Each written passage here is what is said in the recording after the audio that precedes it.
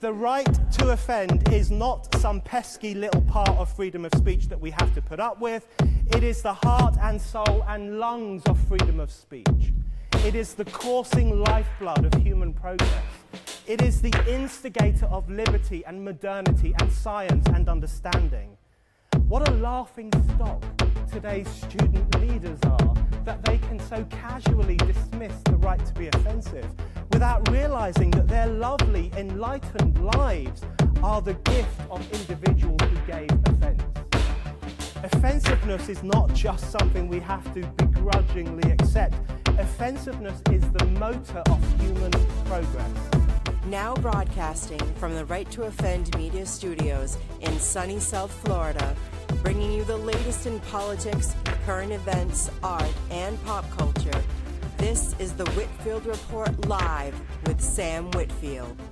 But giving offense is good. In fact, it's essential.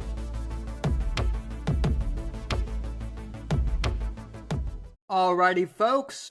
Hello and welcome to the Monday edition of the Whitfield Report podcast. I am your host, Sam Whitfield, joined here by Gabe and Adam Hill of American Watchmen, which I guess we're kind of rebooting, sort of a little bit, merging with RTO Media a bit, but, irregardless, it's great to be here with both these gentlemen.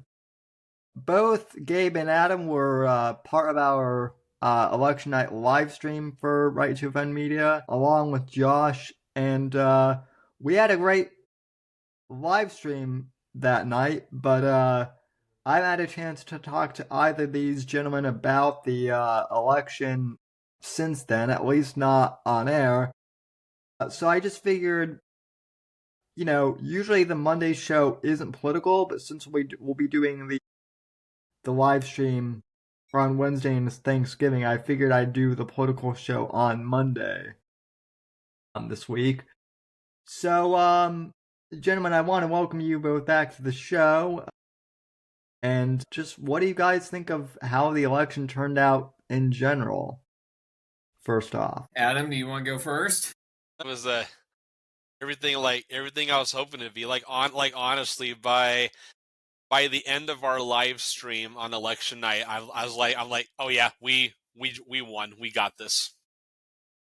Like as soon as you see the like North Carolina, Trump, and then you start seeing all the swing states going, and I'm like, it's done. Yeah. I did notice another note. Wisconsin, the state of Wisconsin actually had a massive vote dump late in the evening for Kamala Harris. And if you look at the vote curve, you can see the massive dump of votes. It went from it was like a straight up, but even that wasn't enough to overtake Trump's victory in Wisconsin. It was hilarious. That was the one thing that had worried me the entire night was, I think we're all kind of in the same boat, that there definitely was a fuckery about with the 2020 election. And so Max, my co-host, was extremely confident that Trump was going to win this one. And I was I'd love to say that I was confident, but unfortunately because of 2020, I was cautiously optimistic, because I figured that they were going to all of a sudden get all these votes for Kamala that just showed up at 3 a.m. in the morning. So I think both you guys had left, but Max and I we stayed up until 6 in the morning basically to just make sure that that everything actually was legit. And I mean, as Adam mentioned, there was some vote dumps for Kamala, but thankfully, if you're a Trump supporter, this election really was too big to rig, and I think that has to go.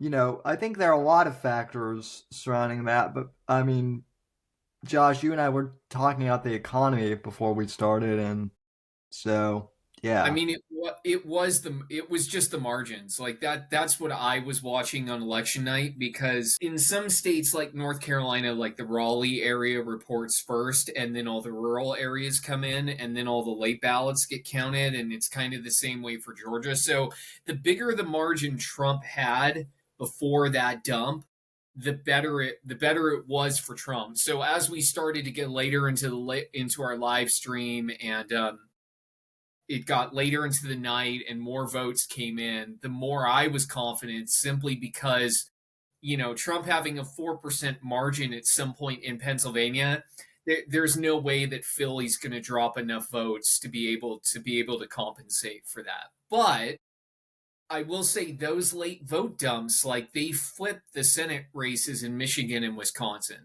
Yes, they did. So now we have Yeah. Pennsylvania, like McCormick. I mean, I got to give hats off to McCormick for upsetting Casey, and it has to be considered an upset, because the Casey name in Pennsylvania is basically like political royalty. Yeah. So like he was the one who ran closest to Trump in any of the swing states. So that was exciting to see. But I do have to say, like, I think the biggest disappointment of the night and for the election is the down ballot results for Republicans, which is somewhat Trump's doing, and then somewhat Republicans doing, and then just somewhat demographics. But it's it's kind of the catch 22 of Republicans becoming this multiracial coalition, which is their vote now is actually, they have pockets of votes in Philly and Detroit and New York City. The problem is it's not enough to get them any seats. And it's not quite enough yet to swing like a statewide Senate race in, New York or New Mexico yet. That may change in time. So I'm looking at the long-term trends beyond just election night, and Same.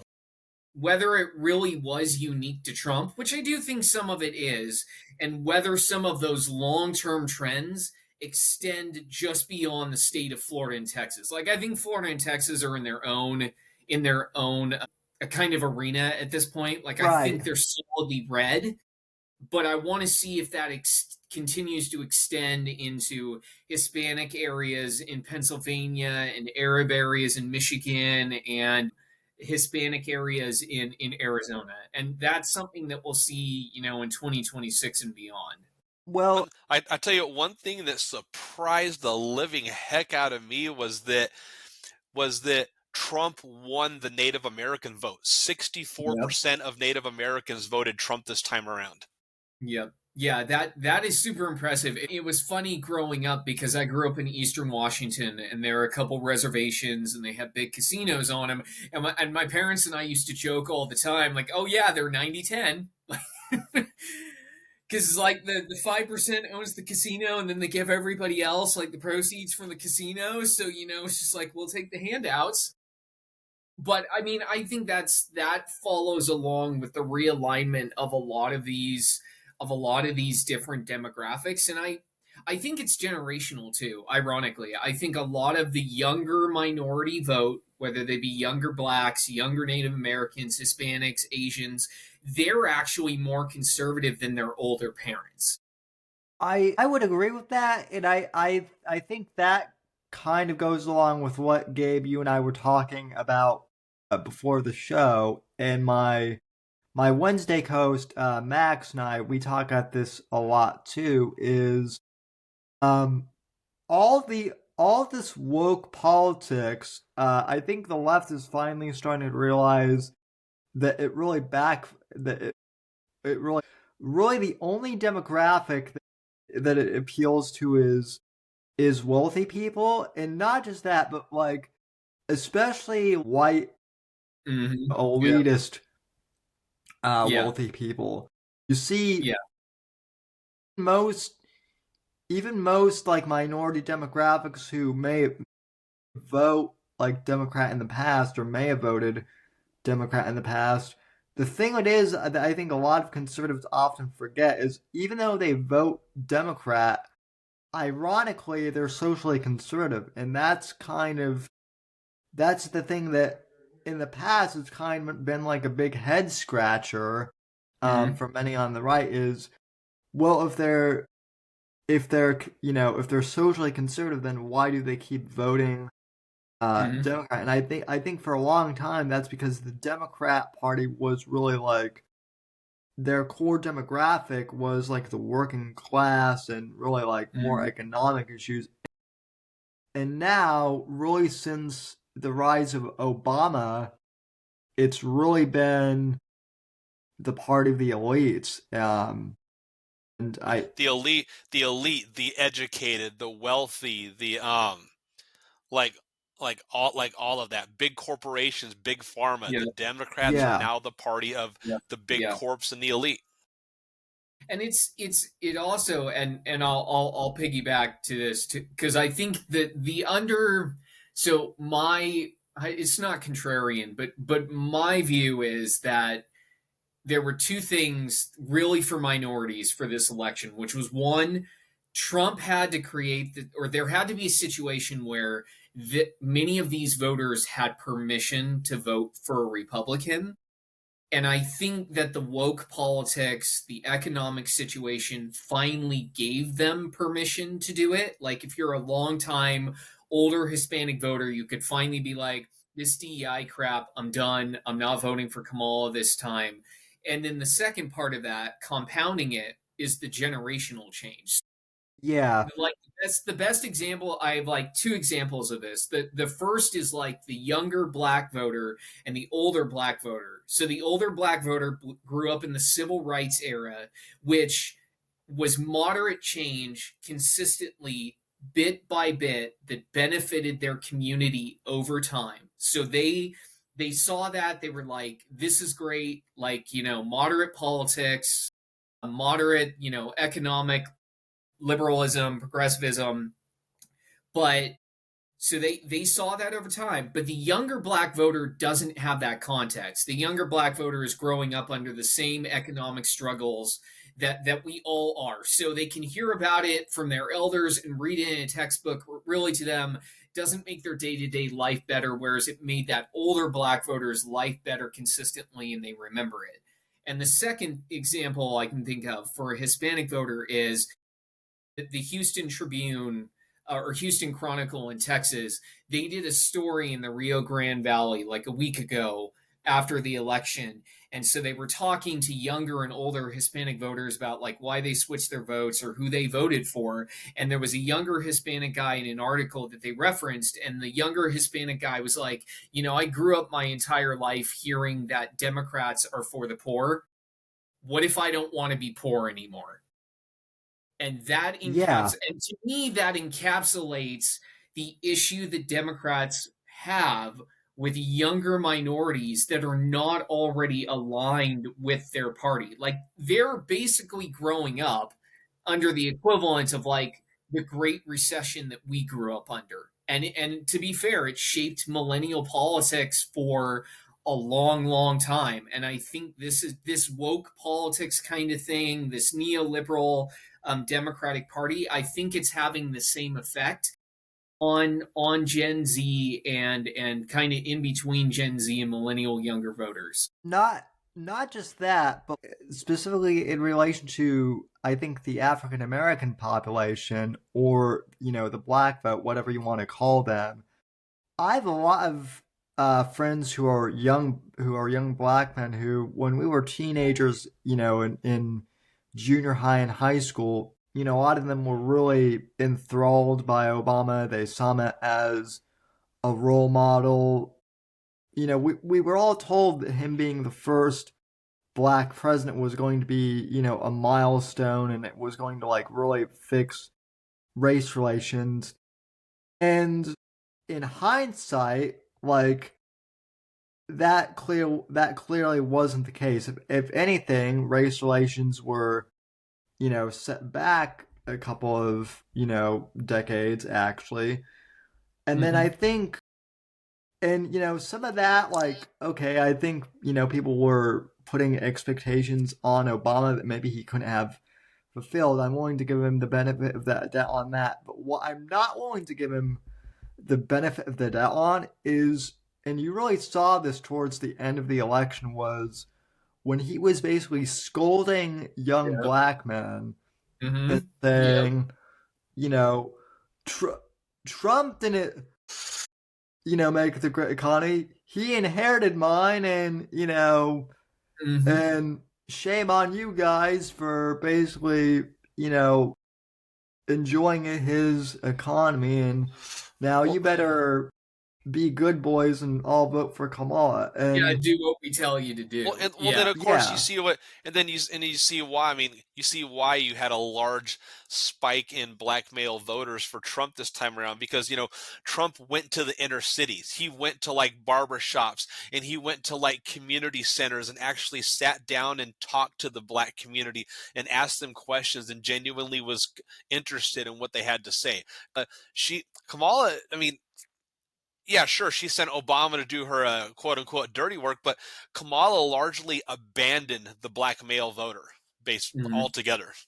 Well, so a couple of things on that. Like, the thing with Trump is, even before he entered politics, Trump was always the guy who was like getting along with urban, you know, with like urban culture. I mean, rappers for, you know, 35 years were all like making songs. So like, Trump has always had good relations with the African American and a lot of other minority. I mean, shoot, he won that Rosa Parks Award. I mean, Yeah, he was actually awarded that, you know, by Al Sharpton, like back in the 90s, if I'm not. But I mean, the other thing, so I mean, I could do a whole episode, you know, about like what went wrong with Kamala's campaign, but like, but ultimately, I think Kamala's biggest problem was she really didn't show up at all. She had no policy really to speak of, like, at all. And then, like, when she did do interviews, unless they were completely softball interviews, she couldn't answer even like the most, you know, basic question. And I think a lot of people like just saw the fact that she wasn't willing to do like any media or anything like that. And then also, like, she had the issue of, you know, she tried to distance herself from Biden, but yet she's also Biden's VP. And so she was in a catch-22 where she had to admit that some of Biden's policies were bad, but she also couldn't untangle herself from Biden's economy. Well, I mean, she didn't say his policies were bad. Like if you remember, they asked, like, in that one interview, they asked her, like, if you were the president, would you have changed anything that Biden did? And she said no. No. Yeah, no. She said I wouldn't change a single thing. And then it was only when she was really forced to admit that some of this, she was kind of like, well, here's what I would do differently. And then when she was asked what it was, she would stutter and, you know, lose her composure. To me, it's, and thinking back on this, I mean, I think, I can't remember which one of your co-hosts election night mentioned it to me, but I remember we were talking about this on election night, and so I made the point, like, it's so weird that Kamala they basically they overthrew Biden, and appointed her. And so that was so easy for them. But over the next 3 months, they had such a difficult time distancing themselves from Biden. And one of your hosts made the point, it's not because she couldn't, it's because she doesn't believe any differently in actuality. Yeah, so she doesn't support a wall. She doesn't support gun rights. She doesn't really support like tax cuts for the middle class. Like, she doesn't support any of those things, and she's not actually a politician that is good at lying. So Right. she can't pull a Bill Clinton and be like, I feel your pain, and this is how I'm going to distract you from what I'm not telling you. She doesn't have that skill, and so she could never pull it off, and when she tried, it just looked really, really bad. And I think her campaign team made the decision, well, we're not even going to try and hide it. Like, we're just going to try and ride this thing out to the election. Yeah. And it 90 days was still too long. Well, the other thing too, believe it or not, I think that the Joe Rogan podcast that Trump did actually had more of an impact than I initially thought it would, specifically because Trump was willing to go on there and do 3 hours of, like free form conversation. Joe Rogan literally said that, like, all I wanted to do was, like, have a conversation with Kamala and really just get to know her as a person, not even have a conversation. Right. And she couldn't even do that. And she had like some ridiculous thing where, like, she wanted him to come to her and then do like a 20-minute interview or something, and you can't do that. They said it was 1 hour. Like, he had to go to her. It was only going to be 1 hour. I think they were even going to add 1 or 2 breaks into that 1 hour, and there were certain things that he wasn't allowed to talk about.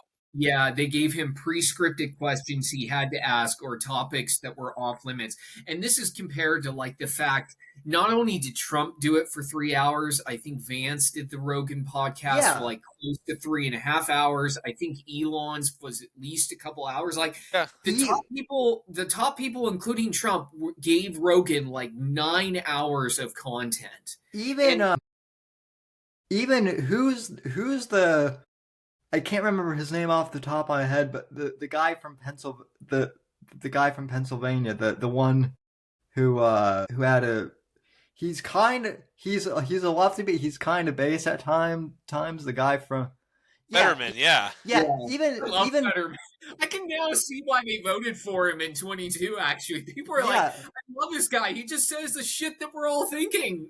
Yeah, even Fetterman, who is a lefty, even he went on Rogan's podcast, and and Max made the point that if it was 2016 and Rogan had the poll that he if he had the poll then that he does now, who would have gone on Joe Rogan's podcast and maybe faked it the entire time, but Hillary Clinton would have. Gosh. I mean, like it or not, but Hillary Clinton is a better strategist campaign-wise than Kamala is. Yeah. Well, I think Hillary's honestly, I think Hillary's a better politician than Kamala. I just think Hillary comes with a lot more baggage. Well, yeah. But I think Hillary would have gone on Rogan. Now, whether she would have done a good job, I don't know. But I think Hillary could still go on Rogan and probably do an okay job. Yeah, that's what surprised me about Trump. I mean, I know Trump is sharp, but like that dude's 76 freaking years old, and he was able to go on Joe Rogan and speak coherently for 3 hours without a break, nonstop, without even missing a beat. And I think people kind of. So I know some of the post-election analysis is how, like, the Trump team went in so hard over young men.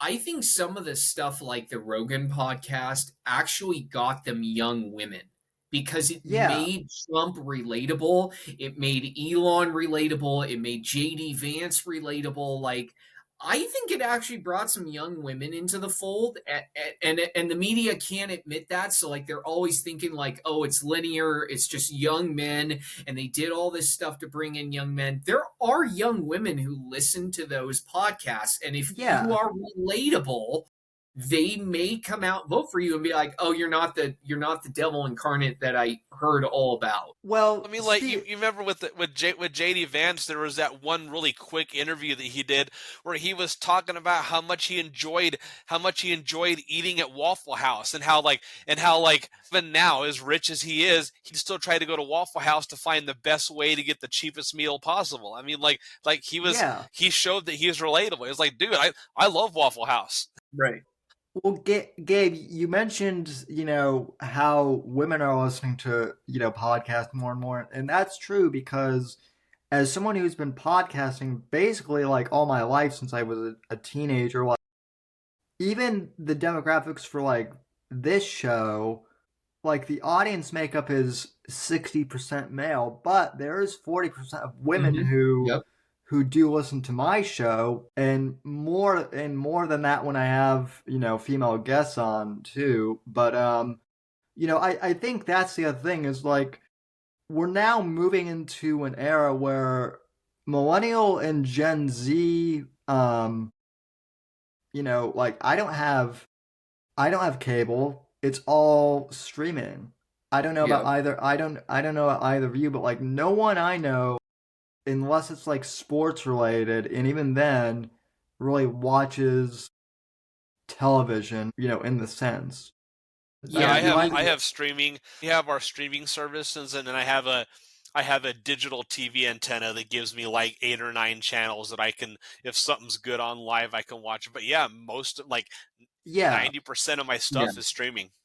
I mean, yeah, the media landscape now is very decentralized from yeah, what it was. And so I think a lot of people did what we did on election night. They like did their own live streams, or they hung out with friends. Like they were not the ones watching Fox News, CBS, all those places. And the fact that the media landscape now is so decentralized, I think is a good thing, because it means that people are not locked into kind of this group think box mentality. And I mean, maybe Kamala won some votes because she went on the Show Me Daddy podcast, but by the same token, like, Trump and JD, like they won some votes by going on the Joe Rogan podcast. And if that is what helps you as a voter decide, is you want the candidate to be relatable, you don't just want it to be, fire and brimstone, fate of the country every single election, that's fine. Then do that. Don't listen to the CBS and Fox News talking heads that get paid way too much money in the first place. Well, even the call. I am glad that you brought up the Call Me Daddy podcast, because I don't listen to that podcast. So like I don't know really what it's about. But I listened to some of that one just to see like what she said, and I also listened to Kamala also on Shannon Sharp's a podcast, which I do listen to. And the thing with both those podcasts is, again, I can't speak for the Call Me Daddy podcast since I don't usually listen to it, but it was clearly very scripted, and everything was like kind of ordained. And same with the Shannon Sharp, podcast.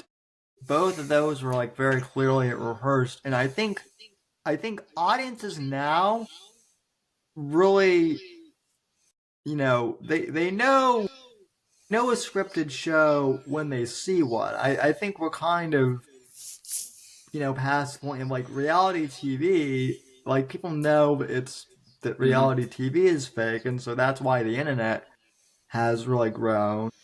Well, I think that's why Rogan is so successful in general, is because his podcast is not scripted. So, Right. he can have a 3-hour conversation with a candidate running for president versus a 1-hour scripted conversation with Kamala Harris on a podcast. Like, and in the end, you only get 3 or 4 substantive questions in the hour-long podcast versus like, just roll it out to me, Joe. Like, what's your question like?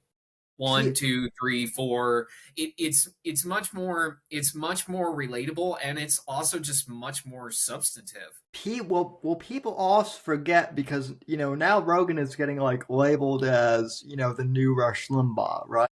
Right, the new right wing. But people forget, and Josh and I talked about this back in 2020 when it happened. But Bernie Sanders went on Joe Rogan's podcast.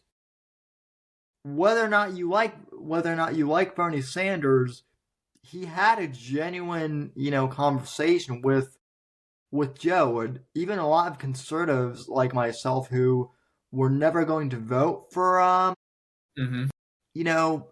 Bernie. We all listened to that podcast, or I should say a lot of us, and we're like, you know what? Bernie might not be our guy, but at least he is willing to have like an authentic conversation. And it's better to hear from him in, long form format rather than, a clipped up, segmented interview. This is not to go on too much of a rant, but like I've also said this that like I think the debate format needs to change too, especially if they're only going to do one. If they're only going to do one debate now, like they've done for the past several years, where I think the debates ought to be a long form now because, and I understand that might be a nightmare. Mm-hmm. It might be like super long, but I think really there are issues that are just like too complex to give too many answers to each. And I think Bill Burr said it best, like no one even watches the debate because like everyone's either made up their mind who they're going to vote for from the beginning, or the debates just aren't substantive enough anymore. Yeah, and the questions that they focus on in the debates are honestly not the issues that the American people care about. Like 15 minutes of the Harris Trump debate was about abortion. That's not what people care about. Like, and we knew that from day one going into the election. Like, we knew the Democrats were going to throw the kitchen sink, including abortion, at Trump and Vance. But the thing is, having major media companies be the hosts for this, and all those hosts are biased, you know that they're going to spend 15 minutes on abortion when the main issue is the economy or censorship or foreign policy and foreign crises. Like, abortion should be a 5-minute segment. And the thing is, having a decentralized media ecosystem where candidates campaigns can essentially talk with each other and be like, okay, you know what, we're going to have a debate actually on Joe Rogan's podcast, and it's going to be 2 or 2.5 hours. Like, that makes it a lot more freewheeling for substantive discussions to occur in a debate versus being locked into like this 90-minute cable format where you have to have 2 or 3 commercial breaks. So I'm kind of excited to see what that looks like in 2028 because I'm not sure that even Fox, I mean, maybe for the primaries, but I think for the general election, I could actually see the campaigns being like, you know what, let's have a debate on Joe Rogan, or let's have a debate in an online format, and we're not going to have the major media companies host it.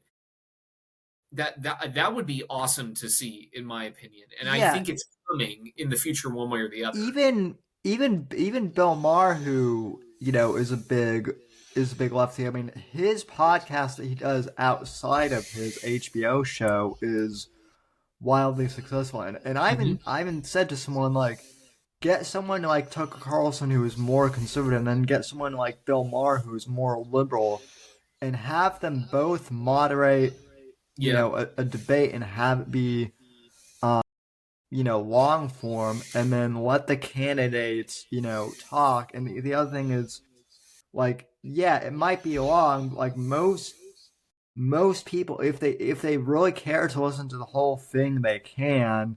And if not, they'll just like fast forward to the timestamp of the issue that they care about, and then like, hear that, and then just move on. Yeah, I mean, I like that because, like, instead of doing the whole, you have 90 seconds to talk. You have 60-second rebuttal. Like, I would say, you know what? Okay, the next 15 minutes are going to be about abortion. Have a conversation. Yep. Yeah. Yeah. Even well, and that was the one thing that I hated, because I took debate in high school, at least for the first 2 years, and that was one of the things I hated. Was like there were issues, namely like abortion and even like illegal immigration, where the issues are so complex and nuanced that there's no way to have a substantive conversation about any topic, in just 15 minutes. And the other thing is, you're not really going to convince anyone, especially in this day and age, in 15 minutes about any given issue. Yeah, I mean, I think Vance did it perfectly, and Vance has a way of like during the VP debate when he sort of like stuck it to the moderators without really sticking it to the moderators when they told him to shut up, and he's like, nope, I'm going to tell you about illegal immigration, and he went on his like 1 minute spiel about the visa system and how it kind of subverts the immigration system. And even though they turned off his mic, like he got his point across. But that is the kind of stuff for a substantive debate on illegal immigration that you can't fit into a soundbite. Like you can't say all the ways that the Biden administration has circumvented the illegal immigration or immigration rules in 30 seconds. But you can if you're given 5 or 10 minutes, and you can list off bullet point like, this is one way, this is another way, this is a third way, they defunded this. Like you can do it in that format. And I think that's partially what Americans were so frustrated with the debates, and actually why they, as another example, why they kept saying after the first debate with Trump, and then after every like town hall that Kamala did, which is, we still have no idea what she believes, because she never had to get outside of her comfort zone and actually give a substantive policy discussion beyond like a one liner. Well, in the I mean, if you remember too, she didn't even she had 0 policy points on her website until literally the night before the first debate. Yep. Yeah, I well, do remember that. Well, I also, if you guys remember back to like earlier over the summer too, back when NBC did they did like the unofficial debate between Biden and Trump, which everyone thought was going to, to be that it was going to be rigged for Joe, and it was, but he was, I mean, that was really what led to his down. But like I remember people forget this, but like one of the moderators asked Trump to explain, why he wasn't going to repeal Obamacare, even though he'd been critical of it. And Trump basically said, well, I do want to repeal Obamacare and replace it with Trumpcare. And then one of the moderators asked him, well, okay, so what would that look like? And Trump, to his credit, basically said, well, I'd love to explain it to you guys, but it's so complex that I'm not going to be able to explain it in under 5 minutes. So I'm not even going to to bother. And that's kind of the concepts of the plan, which I know became a meme and like a liberal talking point for the Harris Trump debate. But yeah, that's literally all you can say is like, I have concepts of a plan, because you guys won't actually give me enough time to even discuss a core concept of a plan in the first place. Right. I mean, and to his credit, on top of that, I really admired the fact that he said, we're looking at coming up with a plan. However, if we can't come up with something better, we'll make Obamacare as good as we can. Yeah. Yeah.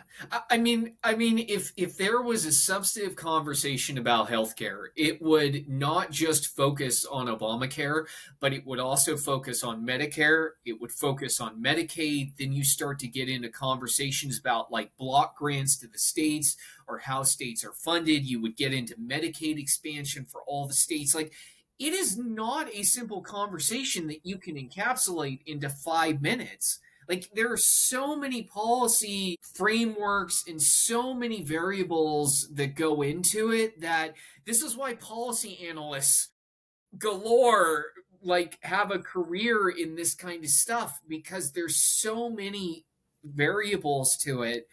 And to expect somebody in 5 minutes to be like, oh yeah, this is my healthcare plan and it encapsulates everything. Like, it's disingenuous to make healthcare simply be about Obamacare, Yeah. because Obamacare is not the entire healthcare system.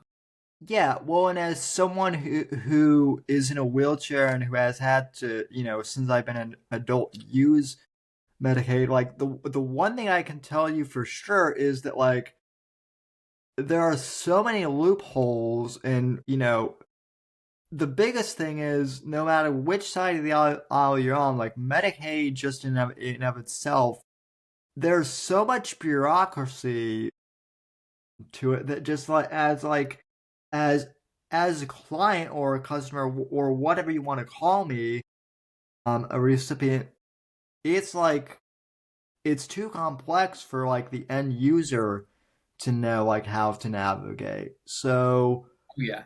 is I mean, if I had my wish for healthcare for Obamacare, like either repealing or revising Obamacare, it would be to get rid of all these healthcare networks, yeah, because I mean, and that was how Obama and Democrats got the insurance companies on board, because it basically was one form of a government subsidy for these insurance companies because it's a yeah, guaranteed market in certain areas.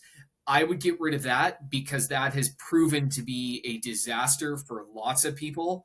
Like my situation is I work for a university in Washington, so all my providers are up in Pullman, Washington. I live in Lewiston, Idaho, so I have to drive up right. an hour to see somebody who's covered in my network. I know that's even worse in places like New Hampshire and Maine that are remote. It's basically a subsidy to the insurance companies that distorts the market. I mean, out of all the things in Obamacare, that should be the one thing that gets repealed. It wouldn't destroy Obamacare, but the insurance companies definitely wouldn't like it. But that's because it's a subsidy for them. The But that doesn't mean that you're repealing every aspect of Obamacare or destroying like the entire healthcare system. You're making it better as opposed to just blowing up the whole thing, which is, if you watch the debates, like that's what it is. You're right. repealing Obamacare and everything else, or you're for universal health care. We listen. We've talked more about healthcare in these last few minutes comprehensively Right? than the candidates were allowed to talk to in the debate, and I think that's really kind of where this came down to is it's just the media landscape I think is changing, and like a lot of these like I think just the debates and the corporate media interviews, I think that whole structure is changing and kind of just I don't know if it will ever go out of the I don't know if it'll ever disappear completely, but it's certainly like going the way of radio, in Yeah. terms of, I mean, I think like TV stations for like the MSNBCs, the Fox News. I think they'll always be around, but I don't think that they'll have the same power that they did like in the early 2000s or mid 2010s or whatever, when they were at their zenith. And like I said, yeah, I ultimately think that's a good thing, which is kind of gets into like one of the things that Vance made the point of at his debate with Tim Walz was like, well, do you care about censorship when Google's doing it? Because Google has the ability to censor what goes on YouTube, and they do it all the time. They have the ability to manipulate their algorithms and what you see. yep, I think that's the new battlefield for media, because Yeah. it can be manipulated in unseen ways, versus we can all look at MSNBC and go, those people are crazy. Like we know what they're telling us is nuts. Whereas you can't necessarily see that with Google. I think the big thing I think the big thing with that whole thing, and it's interesting because you're starting to see the populist right and the populist left align on this also, is the corporate monopolies on things, specifically in regards to YouTube. It's funny because like I live stream on Rumble now exclusively, and I know people think that Rumble is like some right wing echo chamber, and it might be for right now, but the company is actually like pretty neutral for the most part as far as like who they allow on. The problem is that like all these channels, even some liberal ones, have been kicked off of YouTube. So where are we to go now? They have such monopoly that really Rumble or Odyssey is the only place that we can go Yeah. now. Yeah, I mean, and that kind of gets into what you and I were talking about before we went on air, Sam, which was about how some of the things that, if this is done under a Trump administration, under his departments when he's in charge, that the left would love it if it was done under Biden or Harris.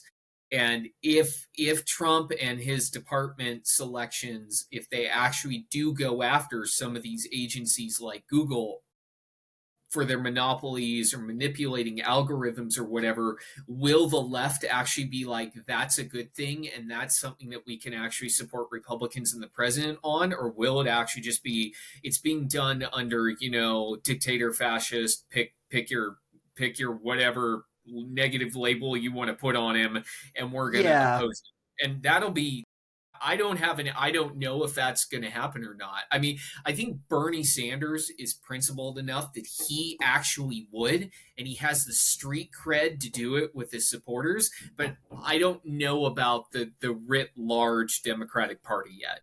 yeah. I mean, that's a wait and see type of thing, right? Because Mhm. you already have like the corporate media, especially the View. I'm sure you've seen the memes of the ladies at the View called Joe Rogan like a dragon believer or something like that, because they don't understand that they don't understand, or they don't care that he's the biggest voice in media. They're pissed that he gave Trump an endorsement, and I guess in their mind that's why Trump won. And Well, so, half of them also think it's because we're racist. So well, yeah.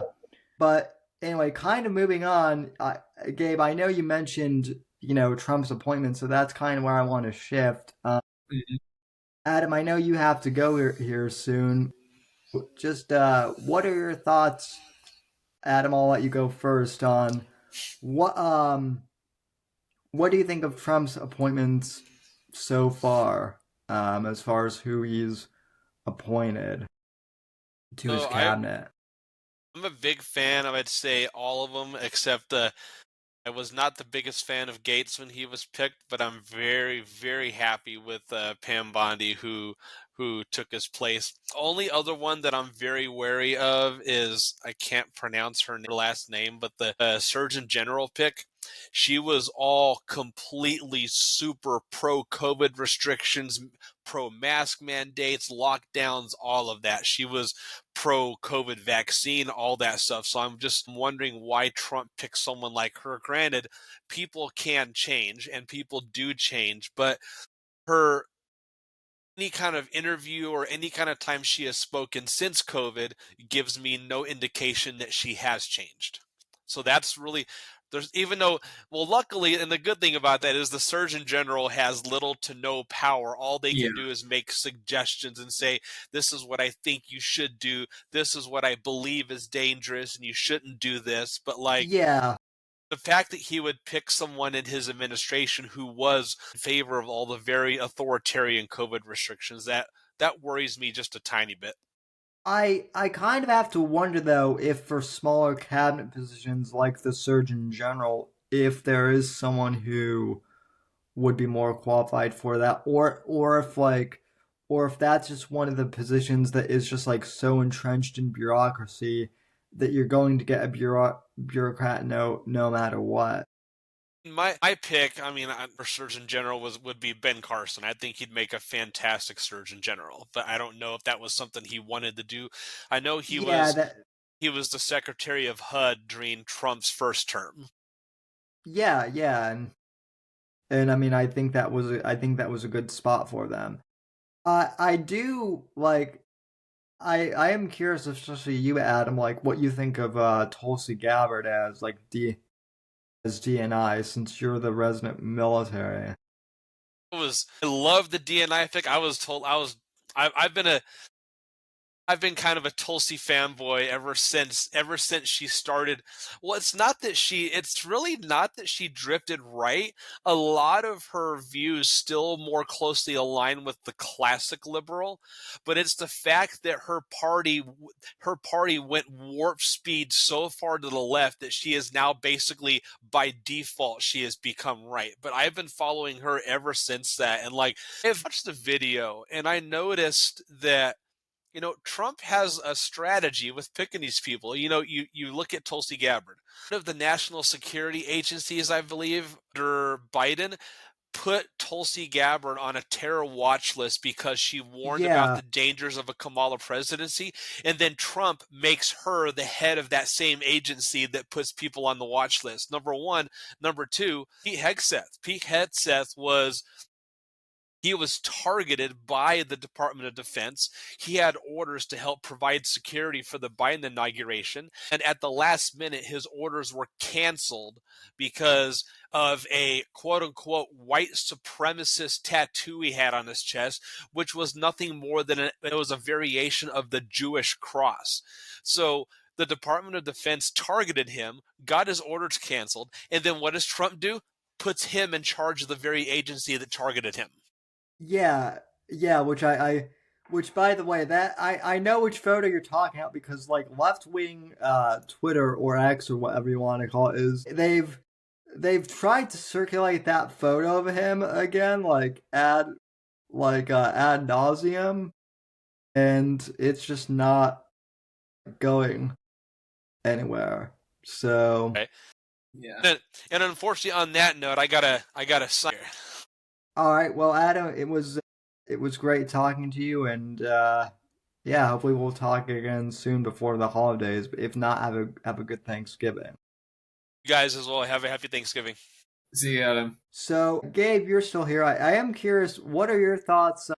What are your thoughts on the cabinet? And also, I know that since you're, at least I think you're the Secretary of State guy. So, what do you think of Mark as? I mean, I've always been a fan. I mean, I have always been a fan of Rubio, so I'm biased. I voted for Rubio in the 2016 primary. Same.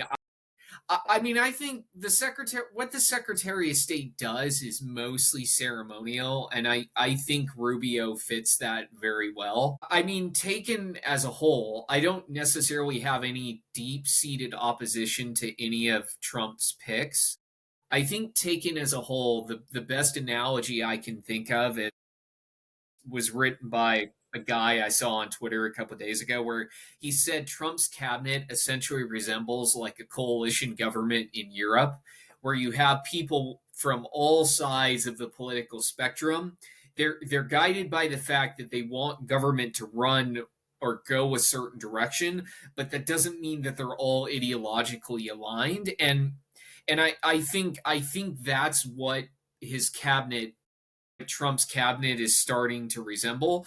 But it's also pretty clear that who Trump is putting in these positions are rewarding different constituencies. So like Rubio rewards the establishment, Hegseth and Tulsi reward the anti-war establishment, or not even anti-war. Like Tulsi has never said like if the US is attacked, we need to sit on our butts and do nothing.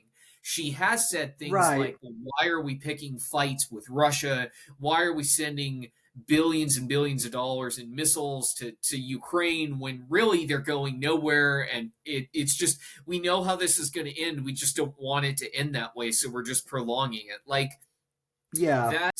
that I mean, to me, that's not necessarily anti-war, but again though, that's kind of rewarding that constituency that voted for Trump. And then even like RFK as HHS secretary, that's also rewarding all the RFK voters or the moderate to liberal voters that came over to him. So I think, I mean, I think it's what the GOP is eventually turning into, which is it's still going to be a socially conservative party, but it's going to be a socially conservative party on other issues, not necessarily gay marriage or abortion. It's going to be religious rights Right. and trans rights to the extent that they don't infringe on don't infringe on the majority's rights. And then I think they're going to be a quasi semi moderate party on labor rights and how they particularly interact with corporations. And Yeah. I remember I mean, I had this conversation with Adam a while ago, or I think it was the other day in chat, where we were talking about candidates and who we like on the cabinet or not, and I said, JD Vance, he's not the prototypical conservative Republican. Like after the big train derailment, in Palestine, Ohio, he was the first one who put out a bill that Yeah. proposed new regulations on that rail company. Like that's the thing. Like the Republican Party is not going to get in the way of business and basically be like, well, you have to do this. But they will get in the way of business and be like, but we're not going to let you monopolize this segment of the economy. For better or worse, the Democratic Party has, because it's a party of interest groups, and you have to give interest groups something to keep them in your tent. And so, that like ties into what we discussed about with the ACA, where to get insurance companies on board, you had to give them subsidies, which was basically narrow networks that they can control. So they have a captive market. Whereas, the GOP won't go that route or won't Right. do something like that because they have a different economic model that isn't laissez-faire libertarian, but it's also not this weird thing where we're proposing regulations on companies and we're doing it because we want to kowtow to our base, but in reality it's not doing anything. I think ultimately Trump's cabinet is a reflection of kind of where the GOP is going. And I think Trump's a little bit ahead of where the party is in general. But I think part of Trump picking Vance was Vance is the heir apparent to Trump, and he can Yeah. articulate Trump's vision of the Republican Party in a way that Trump can't. I So whereas Vance can come up with a bunch of arguments for things like this is why we regulate companies, this is why we don't regulate companies, he kind of encapsulates like that working class vision for the Republican Party. Yeah, I would also say because like I honestly didn't even know like who Vance Rowe was until I got nominated as VP. But Mm-hmm. I looked him up and there was that whole big controversy too. I know a lot of people in the base were pretty nervous because he had at first been like critical of Trump, but as I pointed out, like I definitely was I was definitely critical of Trump back in Yeah. 2016. We Yeah. all for anyone who kind of We all knows, were at the time, yeah. we all were, and that's kind of what led us to split from Red Millennial back in the day. I've told that story on the podcast multiple times too, but yeah. So I mean, like like I don't really penalize Vance for being skeptical of Trump Same thing. I know Josh's concern with Marco Rubio was kind of the same thing, but like pretty much after that Republican primary in 2016, Rubio's been loyal to Trump. I would actually say more so than DeSantis has been in Florida. I like DeSantis, but like I will say that one thing that DeSantis did, which really kind of lost some credibility, was he basically during his reelection campaign, for governor in Florida, he said that he was not going to run for president of the United States. There had been rumors, circulating, and he had said he actually did say, "I'm not going to run for president." And then as soon as he got elected, he did run and said some things about Trump that was not, so he kind of screwed himself over, which is unfortunate because I think he's been a decent governor, but a lot of people just aren't willing to look past that. I mean, I think I will say for DeSantis, I think the Florida GOP owes a lot to DeSantis for actually shepherding the state into basically becoming a Republican stronghold. I think DeSantis has done a good job shepherding that. I mean, I can understand why DeSantis ran against Trump because it was the height of his popularity. But I also think he underestimated just how much, just how much the GOP elites still don't understand their base. And I think that this election highlighted it because the down ballot results were generally disappointing for the GOP. Like they didn't know how to talk to these voters. So the message that they spat out, somewhat worked because Trump was at the top of the ticket. So he brought out a lot of people and enough of them voted down ballot. But because your messaging wasn't effective to a lot of these people, they still like voted for their Democratic congressman, or they just left the ballot blank, or they voted third party for Congress. Like, so I think DeSantis's running was partly that he listened to these elites. Yeah. And because he listened to them, he didn't understand the base of the party. Definitely. And I would 100% agree with you that like DeSantis is really good at policy and like actually doing a good job of governor. But when it comes to the politics part of the job, I think, and I would even say this the first time around, when he was running for governor, had it not been for Trump's endorsement the first time when he was running for Florida governor, he would have lost to Andrew. I can't even remember the guys. I think Gillum or Gillum. Yeah, Andrew Gillum. He would have lost to Andrew Gillum, and I remember because I was part of the college Republicans at the time, and I was working on that campaign, on their behalf. It was really a tough thing. And then when Trump's endorsement came through, and it was super light in the race too, we all kind of like breathed a sigh of relief, like, thank goodness we're probably going to win this thing now actually. But yeah, well, I mean, I will say I don't know how much of an impact Trump's endorsement had on DeSantis. I certainly don't think it hurt him. So, no.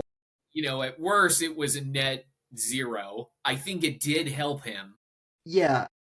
But I also think what ultimately helped DeSantis the most was the underlying trends that were already starting in Florida. Like the Cuban American and Puerto Rican population was already becoming more conservative. I think COVID accelerated that, and then all the transplants from the north moving in made it even more conservative.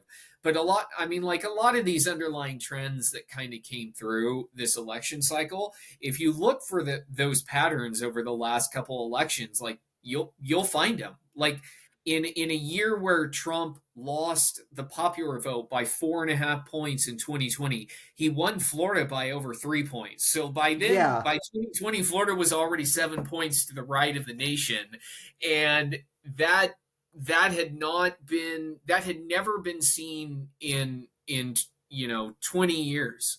And that was also with Democrat operatives Yep. basically tweeting openly that they were moving to Florida Yep. just to build a blue wave. And Mhm.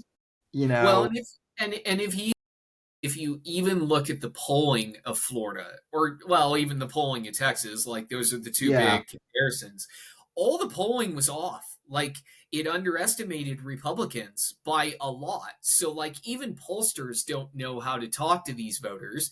And maybe it's because these voters don't want to talk to pollsters, maybe they just don't care. well, But that's the whole thing, is most conservatives don't talk to pollsters at all. That was the whole thing in 2016 too, was if we had gone by the polls, Hillary Clinton would have won, like by a landslide, and yet she didn't, and that caused, a whole big upset that is still going on yeah. today.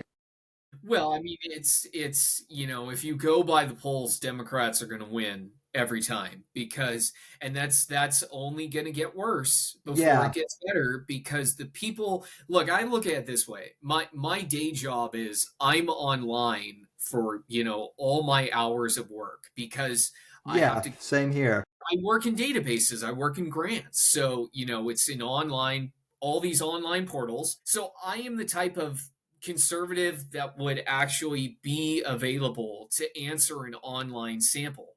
I am not like I'm an outlier for conservatives in terms of my job is mostly online. It's white Right. collar. It like requires a college degree. The majority of the GOP coalition now is not it does not fit those specific demographics. And Right. so they're less likely to respond to an online sample. They're already suspicious of like random cell phone numbers, so they're not unlikely to respond to cell phone calls. So that's why within like a week of Kamala running, she was ahead by 10 points because the only people they were picking up were like rich white liberals or people whose job had them online 20, and I think that's only going to get worse because I think the realignment that we're seeing, the wealthier are going to become more democratic, which is going to make the Democratic Party even less working class.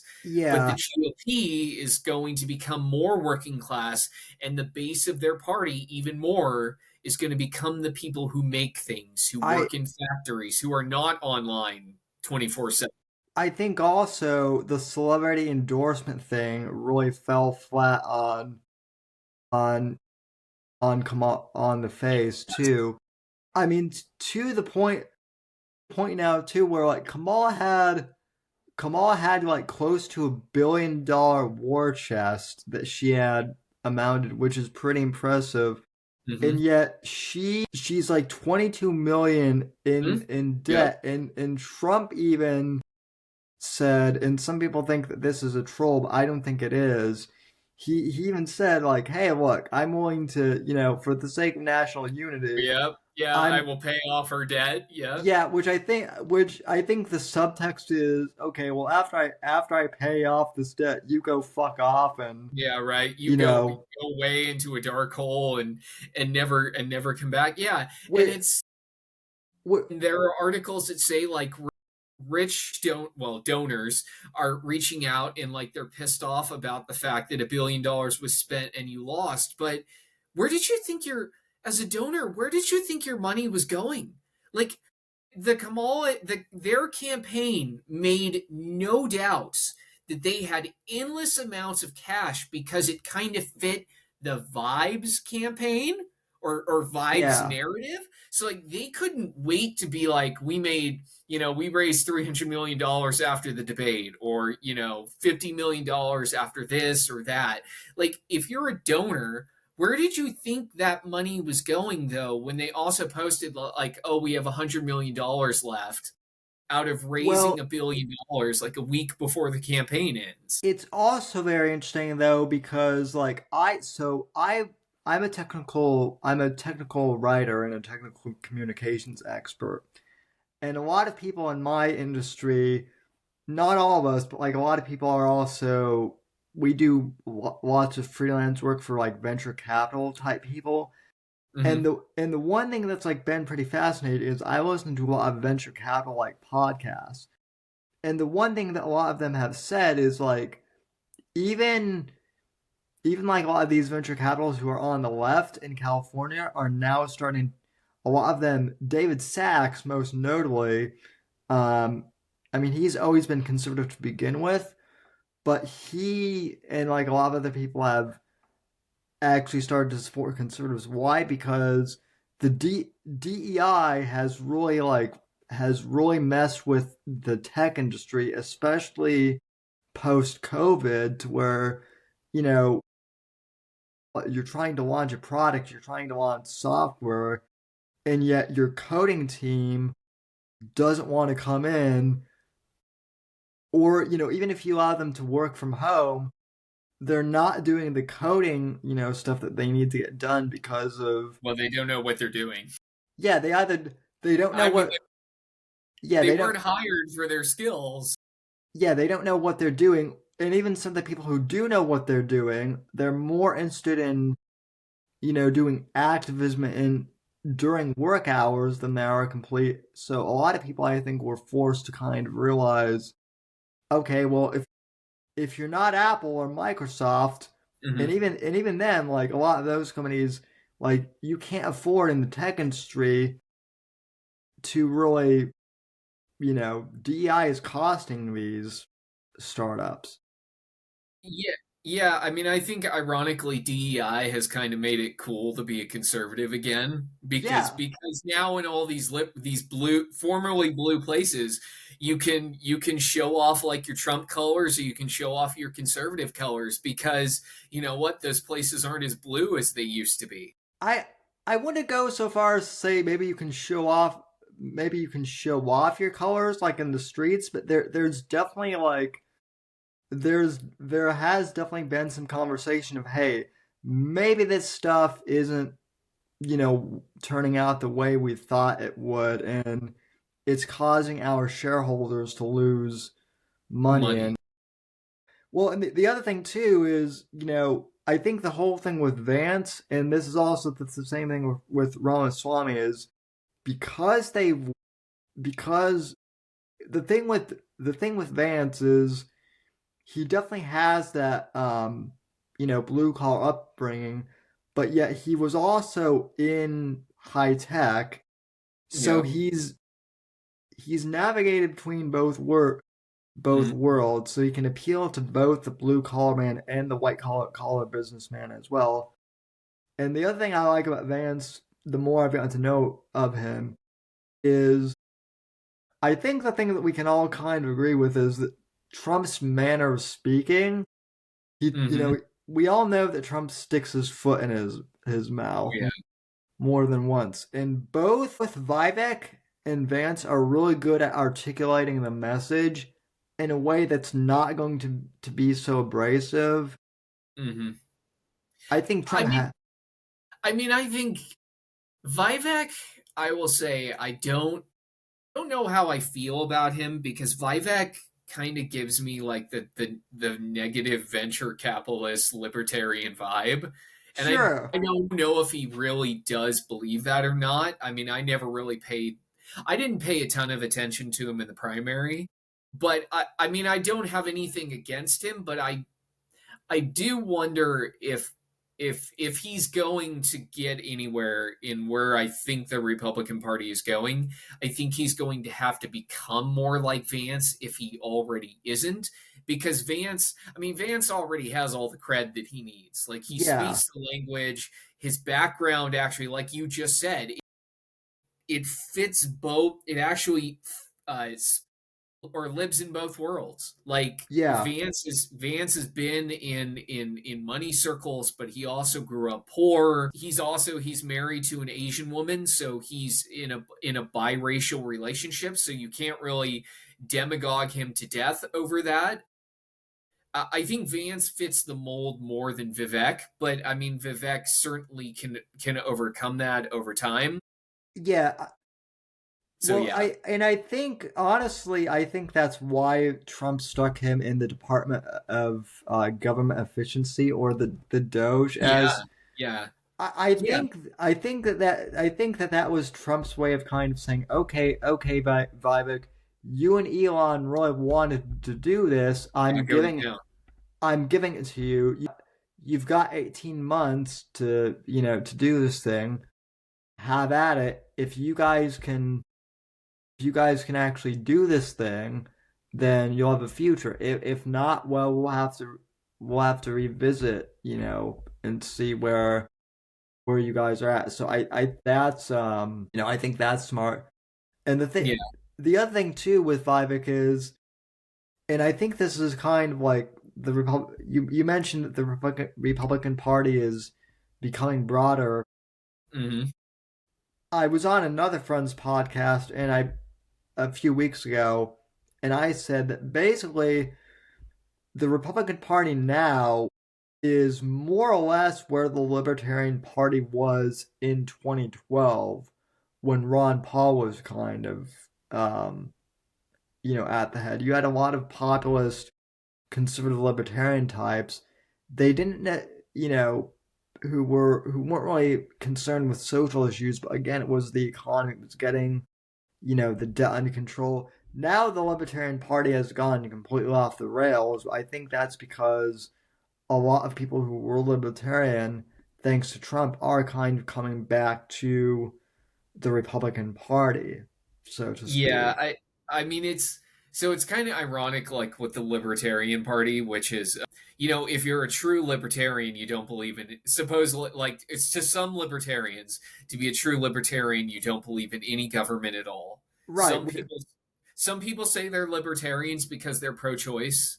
Some people say they're libertarian just because they're small government types. I mean, like it runs the gambit. Like it's an anti.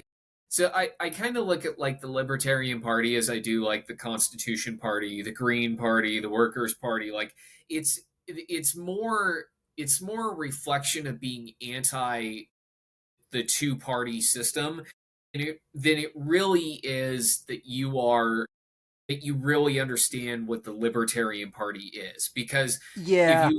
you look at like the wild swings that the Libertarian Party has gone through with who they've selected for president, like they went from 2012, I think, with Ron Paul to 2016 with I'm blanking the gentleman's name, but the former governor of New Mexico. I can't remember who they ran in 2020, and then they Yeah, ran Joe Jorgensen.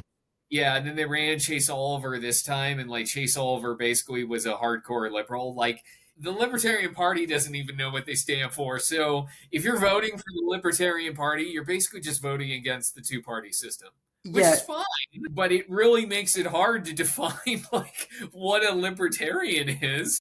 But that's what I'm saying too, Gabe. Is that the Libertarian Party that I would have been like associated with like in 2012, in 2013, has Mhm. now essentially morphed into MAGA in 2016, and then really um again became like even more populist in Yeah. 2024.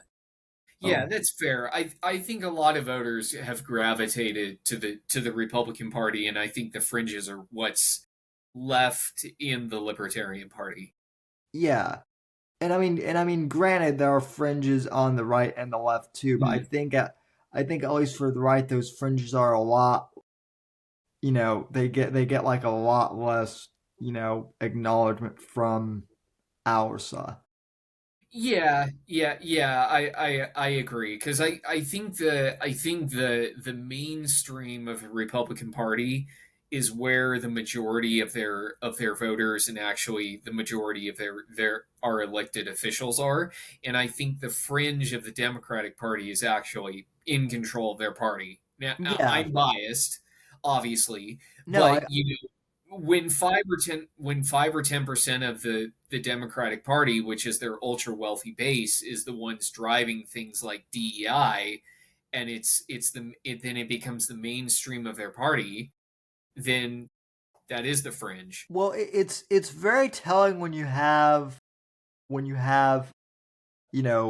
basically left wing Twitter saying that Bill Maher is basically like Rush Limbaugh now.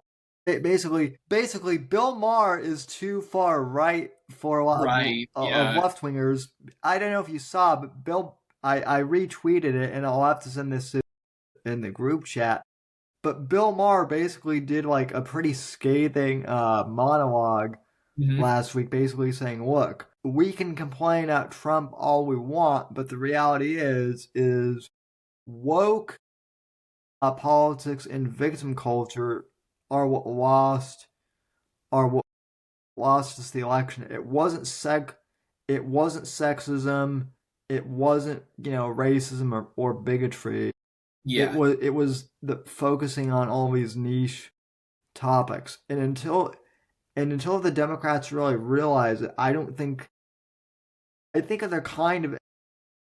Democrats ironically are in a worse spot than the Republicans were after 2 terms of the Bush era, honestly. Yeah, I mean, because the thing is, the Republicans after when when Obama got into office first, I mean, they were still pretty unified, but they also were still a semi cohesive, ideological, political, racial, demographic coalition.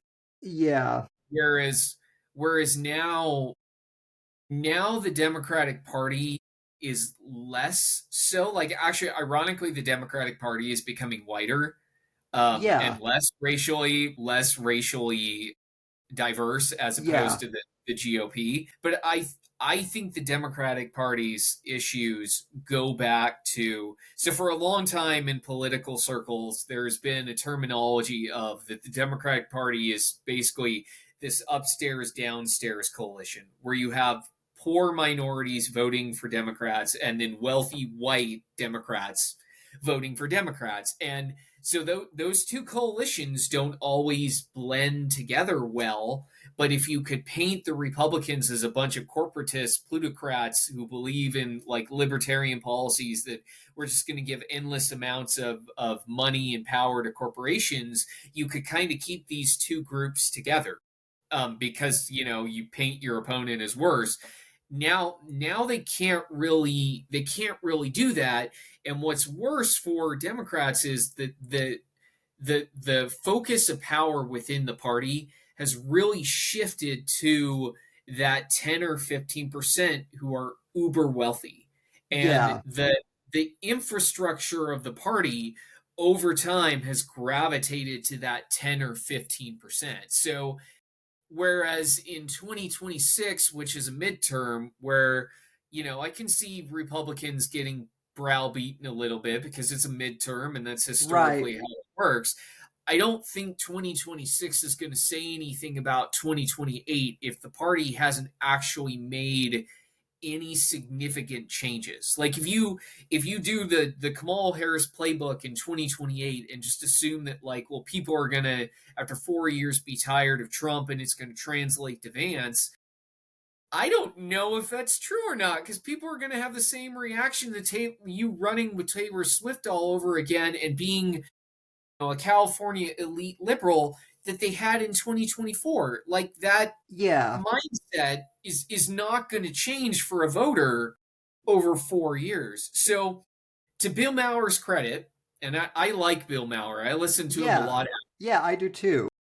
I give him a lot of credit because I think he is a classical progressive in the sense that he's not like Bernie Sanders economically liberal, but he's more a practical liberal who's like, I want incremental change that is economically progressive, that benefits people's lives, and I want to ditch all this other shit that kind of just is being thrown onto us by woke institutions and the rich liberal elite. And I Yeah, think the party's going to have to do it if they want to win again. I mean, yeah, I mean, I've been podcasting for a long time, and years before I met any of you guys, I actually used to have a segment on my show where I would criticize Bill Maher, for all of the things that he was saying out conservatives, because I think a lot of it was unfair towards the Tea Party movement. I don't think he understood what the hell thing.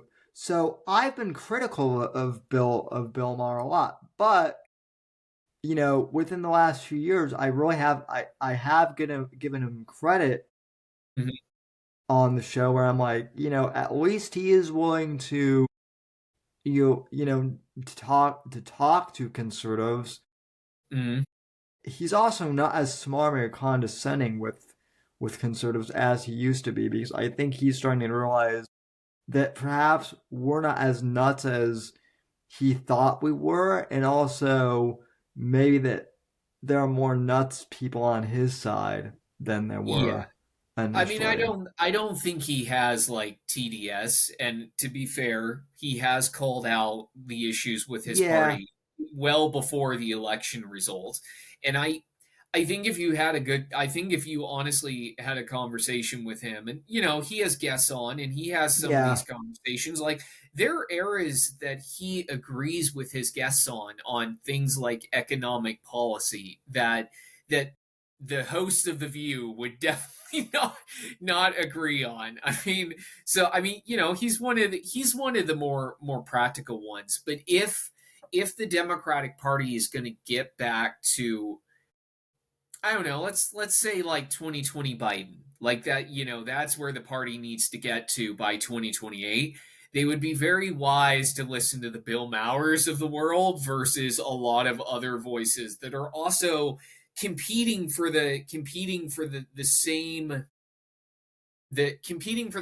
amount of power, as the yeah, party is kind of like trying to figure out where they're going to go. I mean, like I said, midterms are generally anti-incumbent elections, so I think they can hang their hat on that. But you know what? After 2026, when the 2028 campaign gets into full swing, like you got to have something. Like you can't just go back to the 2024 playbook because you're going to lose again. so a couple of things on that. I think you're right. About the midterms being anti-incumbent, and I think that's why Trump is so gung ho on. Okay, folks, let's move. We've got 18, 20 months to do what we need to do now. Full steam ahead, no messing around. And Yeah. I think he's very smart to do that. I don't think he necessarily understood that the first time around, or if he did, he didn't necessarily have a good cabinet to really support him in making his goals known in the first 18 months. To your Yeah. sec Go ahead. Sorry. to It's interesting what you're saying about the Democrats going back to maybe the party of Joe Biden or even the Hillary Clinton, because honestly, I if Tulsi Gabbard or someone like that had stayed within the Democrats, I would have said maybe. But the reality is, I mean, maybe if John Fetterman sticks around in the Democrats, maybe that could be the case. But honestly, AOC is kind of the new face of the left, and she's really far out there. So Yeah. But I'm not. to her credit, even AOC has had conversations with like Yeah. AOC Trump voters. Well, yeah. Well, that was the other thing too that we actually talked about on the live stream last week, is that AOC actually she did that Instagram live stream, and she actually was receptive. So Hmm. like I said, you might be right, but My point is it does seem like the Democrats are a lot more stuck in going further to the left, whereas we're more expanding, to like an Yeah. open tent that isn't so focused on radical policies. Well, I mean that so, like you can as a party, you can create a perception that you're not what you are. Right. So, and I think Democrats did that successfully in 2020 with Joe Biden. But I also do think that Joe Biden didn't believe to the same extent the things that his party did. Like Joe Biden didn't give two iotas about abortion, or to the extent that like he wasn't going to get rid of the Hyde Amendment and like or support abolishing the filibuster to pass like Roe at the national level with 50 votes. Like he didn't care enough about that. I think and so Democrats successfully kind of made this perception of the party like Joe Biden is this image of stability. It's what the party is. We're not as radical as Trump is saying we are. I don't think they can get back to that. Not only because obviously Joe Biden is not around and the Tulsi Gabbards are not around, as you said, but also because that's not where the intellectual weight of the party is anymore. Yeah. Well, And I think by 2028, a lot of like these minority congressmen in southern Texas in these congressional districts that have held those districts because they are Hispanic and they are conservative and they've been around a while, I think they're going to be gone by 2028. And so you don't even have the voices in Congress being like, you need to listen to these people. Like, stop doing this DEI crap, like we told you. And yeah. so that also then makes it harder for the weight of voices in the party and the policies that you craft to move back to the center versus, as you say, just being inevitably dragged further and further to the left. I mean, it's interesting that you're saying this stuff about Biden, but like, I think it's become very clear to everyone almost that Biden, from the beginning of his presidency, almost in retrospect, was in cognitive Yeah, decline.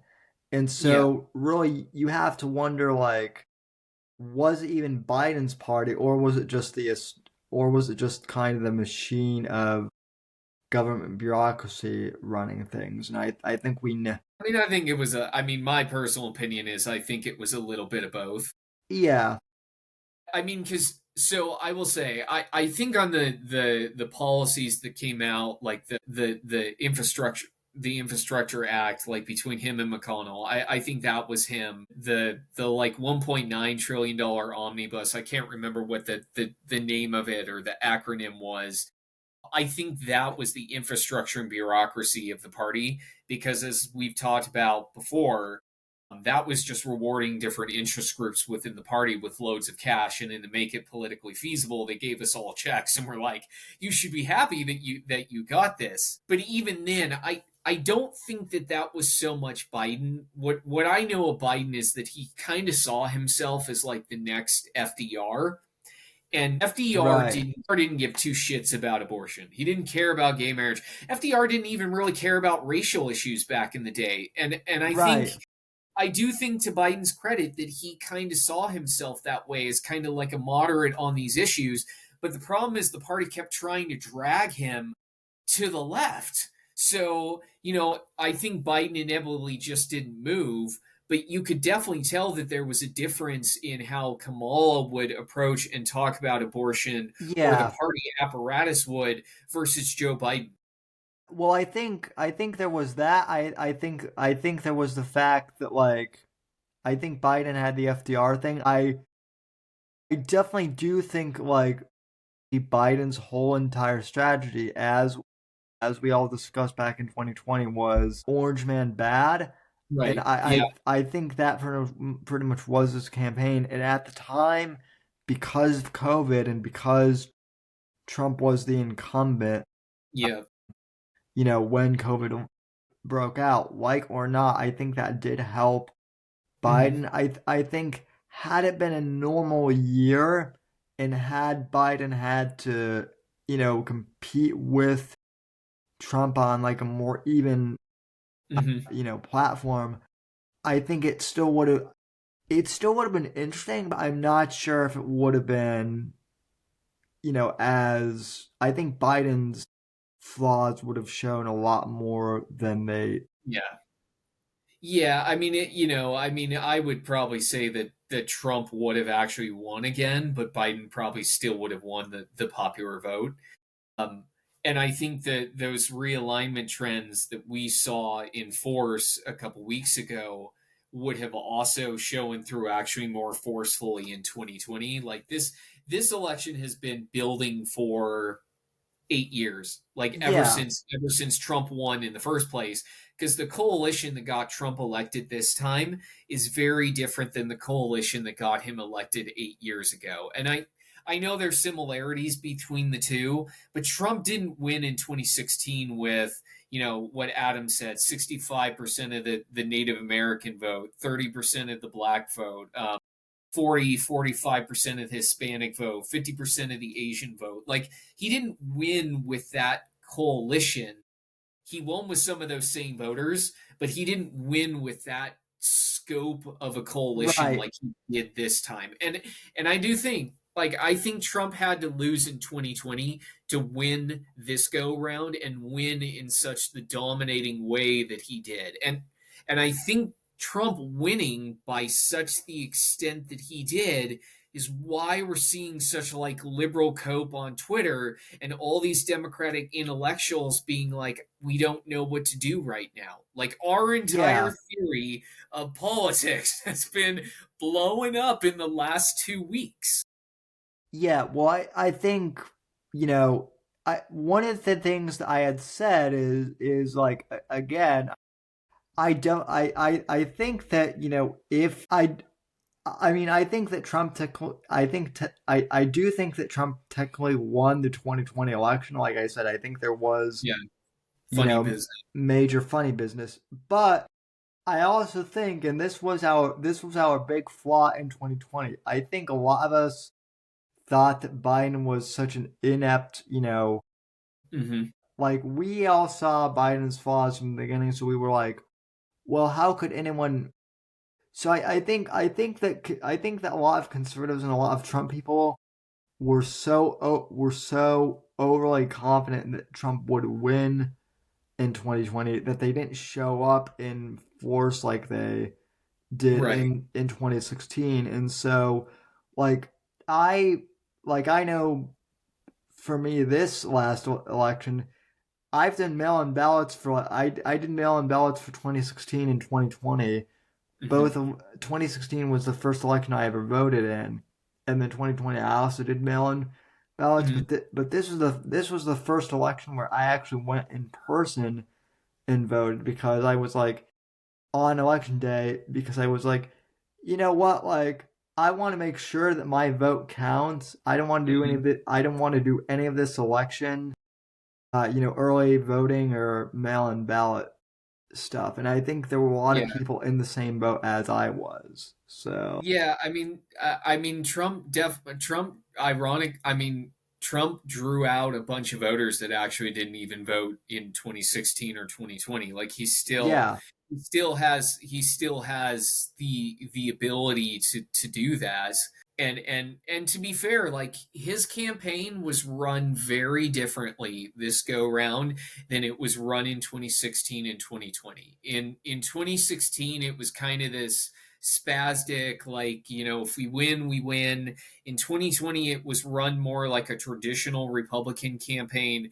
And this go round, they actually embraced the candidate that they had, and they decided early on, like, these are the types of voters we're going to target, and these are the venues in which we're going to target them in, like Joe yeah, Rogan. I mean that pays off, but it doesn't fit the typical mold of a campaign. I can't tell you how many articles I read that were like, well, Trump doesn't have a campaign infrastructure in Pennsylvania and he's outsourcing everything to Elon Musk. And meanwhile, Kamala's got like 50 field offices in Philly and $50 million. It's like, great, but we saw how that worked out. well, I will say this, and I mean, I almost hate to say that this was a positive because it should have never it should have never happened in the first place. Mm-hmm. I honestly think that the assassination attempt, it wasn't that the assassination attempt itself worked in Trump's favor, Mm-hmm. but I think the fact that I think what really helped Trump and what Max and I had both predicted was if he goes back to Pennsylvania Mm-hmm. and goes back to Butler and really makes a statement by going back there, that will really help him in the polls, if not give him the presidency. And I think it did. Because I know that like I know from talking to people who were in the Secret Service formerly, they were like, yeah, we would never advise a presidential candidate to go back there, but I think it really showed like guts and also dedication, and really helped him to get Pennsylvania. Yeah, I mean, I think it definitely helped him. But I generally, I mean, there's the people who follow the day to day of a campaign, and they're Yeah, like, this event has shifted the race, or this event has shifted the race. Like nothing really shifted the race. And there's now this liberal cope on Twitter, although it's not verified, so I think it's a bunch of bullshit. But like supposedly some Obama bros who run like this, I think it's a Save America podcast. They supposedly leaked the Biden internals that made him drop out back in July. And it was like, he was losing 400 electoral votes. The Republicans had a filibuster-proof majority in the Senate, like 300 House seats. And it's like, that probably isn't true, or it's the worst case scenario.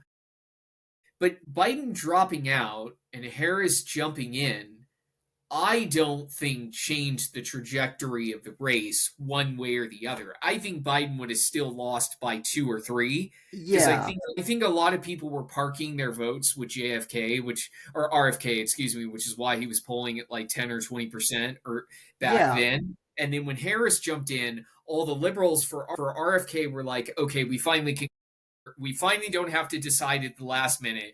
We can say that we're supporting Harris because we want to support her. But that would have happened either way. Like the assumption that like 20% of the Democratic Party would sit out the election simply because they're like, well, Joe Biden is old and senile. That's not Yeah. that's never happened in modern history. So Well, I think I think I think fundamentally the race actually was pretty consistent from start to finish. It's just that the political analysts who make their money on talking about everything in elections, and pollsters who don't know how to model their samples, like their bread and butter, how they make money is like, this shifted the race. No, this shifted the race. Like the race shifted again. well As that opposed to like, yeah, we knew how this was going to end since July. well that's kind of like, so you do follow campaigns day to day more so than I think anyone. So that's kind of why I wanted to have you on, because I wanted to ask, you were have the conversation, and you've already kind of explained a little bit, but like, what do you think the day-to-day strategy that worked for Trump versus the day-to-day strategy that worked for the for the Biden slash later Harris campaign was, Well, essentially? I mean, I think that I think the Biden campaign strategy was to minimize how much Biden was out there. And then of course after his debate performance, like they were just in damage control mode. And even after the first assassination attempt against Trump, that was just a reprieve. Like they were back to like doing damage control. But the thing is, a lot of Biden's campaign team actually migrated over to Harris's team. And there's some Right, internal right. stuff that we've only heard through leaks, but they obviously had no faith in Harris. So like they were running the bunker strategy again until they figured out like, oh, this bunker strategy is not going to work like 2020. So then they had her go out and do a bunch of these interviews, and she had no experience with it, or she was just very bad with it. And I think her campaign team did her a disservice. Like they tried to make her be something that she wasn't, and it showed through. Whereas with Trump, I think Trump's team embraced him early on about who he was. They knew that he would say stupid shit. They knew that, he would ramble on for hours on end, and the media would be like, this guy's not a serious candidate for president because they'd seen this 2 times before. But I think Trump actually surrounded himself with people who actually understood who Trump could appeal to and what he was good at, and distilled that into a message along with the economy is crappy, DEI is just destroying our institutions, our businesses. And I think Trump's team did a good job actually managing what makes Trump Trump and distilling it into something that actually was relatable to the average person. I mean, Yeah. I think that's part of it. I mean, they also took advantage of just the circumstances and the context of what you and I and Adam were talking about before the show, which was just how out of touch the left is. I Yeah. Things costing a heck of a lot more than they used to. Well, the other thing with minorities too that I forgot to mention this earlier, and this is going to be like super politically incorrect what I'm about to say, but it's true, is honestly with minorities, I think that all these frivolous lawsuits and prosecutions against Trump that were politically motivated really helped Trump to the point where like there were a lot of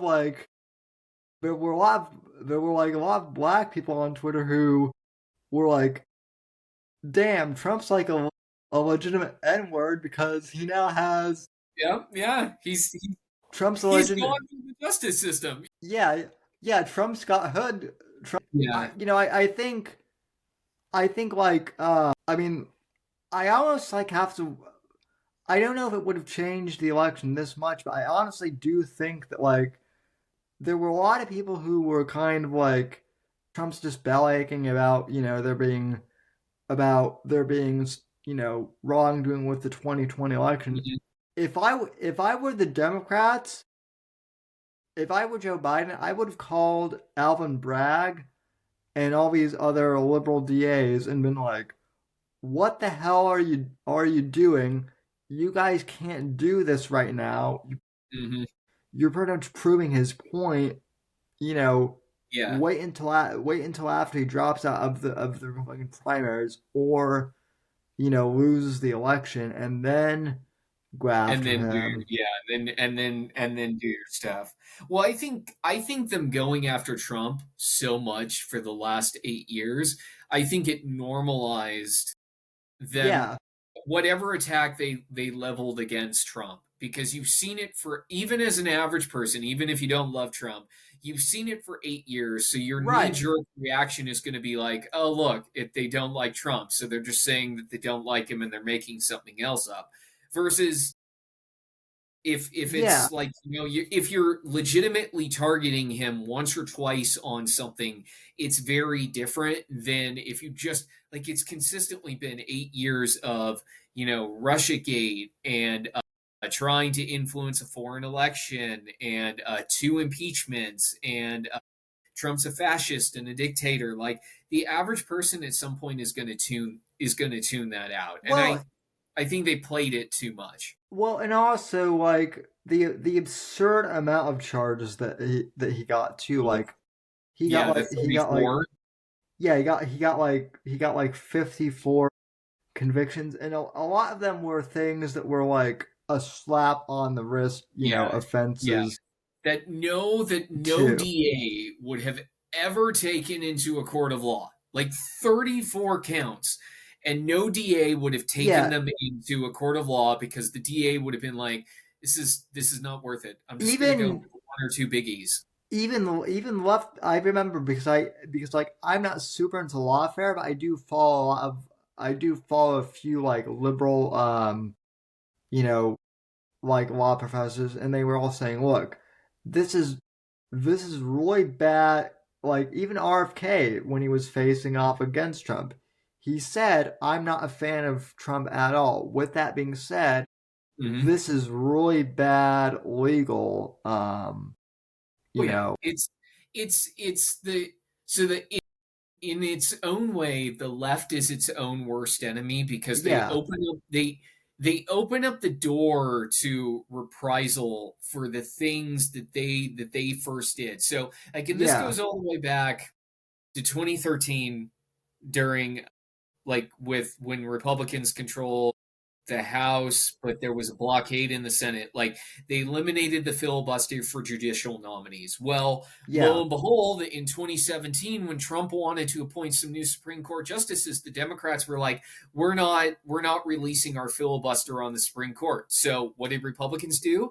They eliminated the filibuster for Supreme Court nominees. And then Democrats threatened to get rid of the filibuster, or Democrats impeached Trump twice, or Republicans wanted to impeach Biden. Democrats threatened to get rid of the filibuster, but didn't because, ironically, Manchin and Sinema saved their asses, who who are both independents right now. They left the yeah. party they were loved so much, but they saved their party. And I mean, if Democrats had repealed the filibuster for like just anything in the Senate, Republicans could just do their entire agenda without Democratic support. And so I think Democrats haven't really learned the lesson that they are their own worst enemies, and that at the time, the things that they think sound good for short term gain, what comes around goes around. And Yeah. the theory that like America is going to become permanently blue, that's been pretty dashed by now. Well, the other thing too is, and this is specifically with Israel Palestine. I think they realize that like demographically, they Mm-hmm. really they really kind of fuck themselves over too, if you'll pardon the language, because Mm-hmm. like they called Trump a Nazi and said that he was like really anti-Semitic, right? That was a big thing in 2016 and 2020, and like bring up Richard Spencer and Nick Fuentes and all these really Mm-hmm. like Mm-hmm. really niche like Yep. figures. But then but then they were really in a conundrum because the anti-Palestine left showed up in 2024 and Mm-hmm. were basically accusing the the Jews of genocide, and Yep. and so no matter what side of the argument you're on of that debate, the Democrats were in a conundrum because on the one hand, if you condemn Israel for anything, you're an Mm-hmm. anti-Semite, and Yep. yet if you condemn Palestine, you're also for genocide according to the left. So Yeah. Biden, And I mean, it definitely bit him in Michigan yeah, with the Arab community. But that's, I mean, that's what you get when you're a party of interest groups. Like there's no broad yeah. ideological agreement. So you're appealing to these groups of voters on one single issue. And what happens when you break on that issue? You lose that set of voters because Well, there's nothing else tying them to your party. and I can't remember who it was, but someone said that there was some Democrat analyst who said that, I think it might have been Paul Krugman, who said that Kamala should have picked Josh Shapiro as Yeah. her running mate. But then someone else said, well, Shapiro can't run because optically it looks bad with him being, What so you? Yeah. so not just a Jew, but so like but like such a pro Zionist. So really like Yeah. she was kind of forced. I mean, it's hilarious in hindsight, but she was kind of forced to pick Tim Walz because, as awful as he was, he was like the least. He was, I guess, the safest pick for. Yeah, I mean, I think he was safe, but I also think that Walt. I think Harris favors the Palestinians more than the Israelis, and so I think it was Right. easier also for her to pick Waltz, who may or may not have had a firm opinion on the issue, but it definitely wasn't Shapiro. Well, right. So And you're right that she favors Palestine, but also she couldn't come out and say that directly. I mean, you notice that where the one thing I will give Biden credit for is even during that debate with him and Trump, he came out firmly in favor of Palestine. In fact, in favor of Israel. I mean, that yeah, was that was the one area of the debate where he actually was like coherent. yeah, Whereas like Kamala sidestepped that question like she quite did a lot of questions. quite she side that she sidestepped that step that one quite deliberately though. It wasn't like she didn't have Mhm. an answer. That one I felt Right, like right. she did have an answer. She just didn't want to say it because she knew it was politically, you Yeah, know. yeah. I mean, it's the Israel Palestine issue is one that is like the microcosm of the Democratic Party's issues being just an interest group party. And if you break on an issue, like I said, you lose that group of people. So like I the main benefactor, ironically, of Kamala Harris or like these voters leaving the Democratic Party was actually Jill Stein. It wasn't actually even Trump. Like Jill Stein got 45% of the vote in I can't remember the name of it, but the like 90% Arab community in Michigan. Like Yeah. she won those precincts. Um, but those voters now don't really have anything that ties them to the Democratic Party because the voices in the Democratic Party are not the ones going full throated like, yeah, we love Palestine or yeah, we love Israel. It's still a discombobulated mess now because there is no clear there's no policy directive from the party about where they stand. You just have a bunch of different candidates with varying levels of power saying different things. So to the average voter, they're like, nothing has changed. Like the party is still the same as it was in 24, and I didn't like it then, so why would I like it now? It'll be very interesting to see what happens once Trump takes office Mm-hmm. with that whole thing because I don't think that Trump will start a war over Israel or Palestine as some people fear. I still think he is kind of the anti-war candidate, Mm-hmm. so to speak.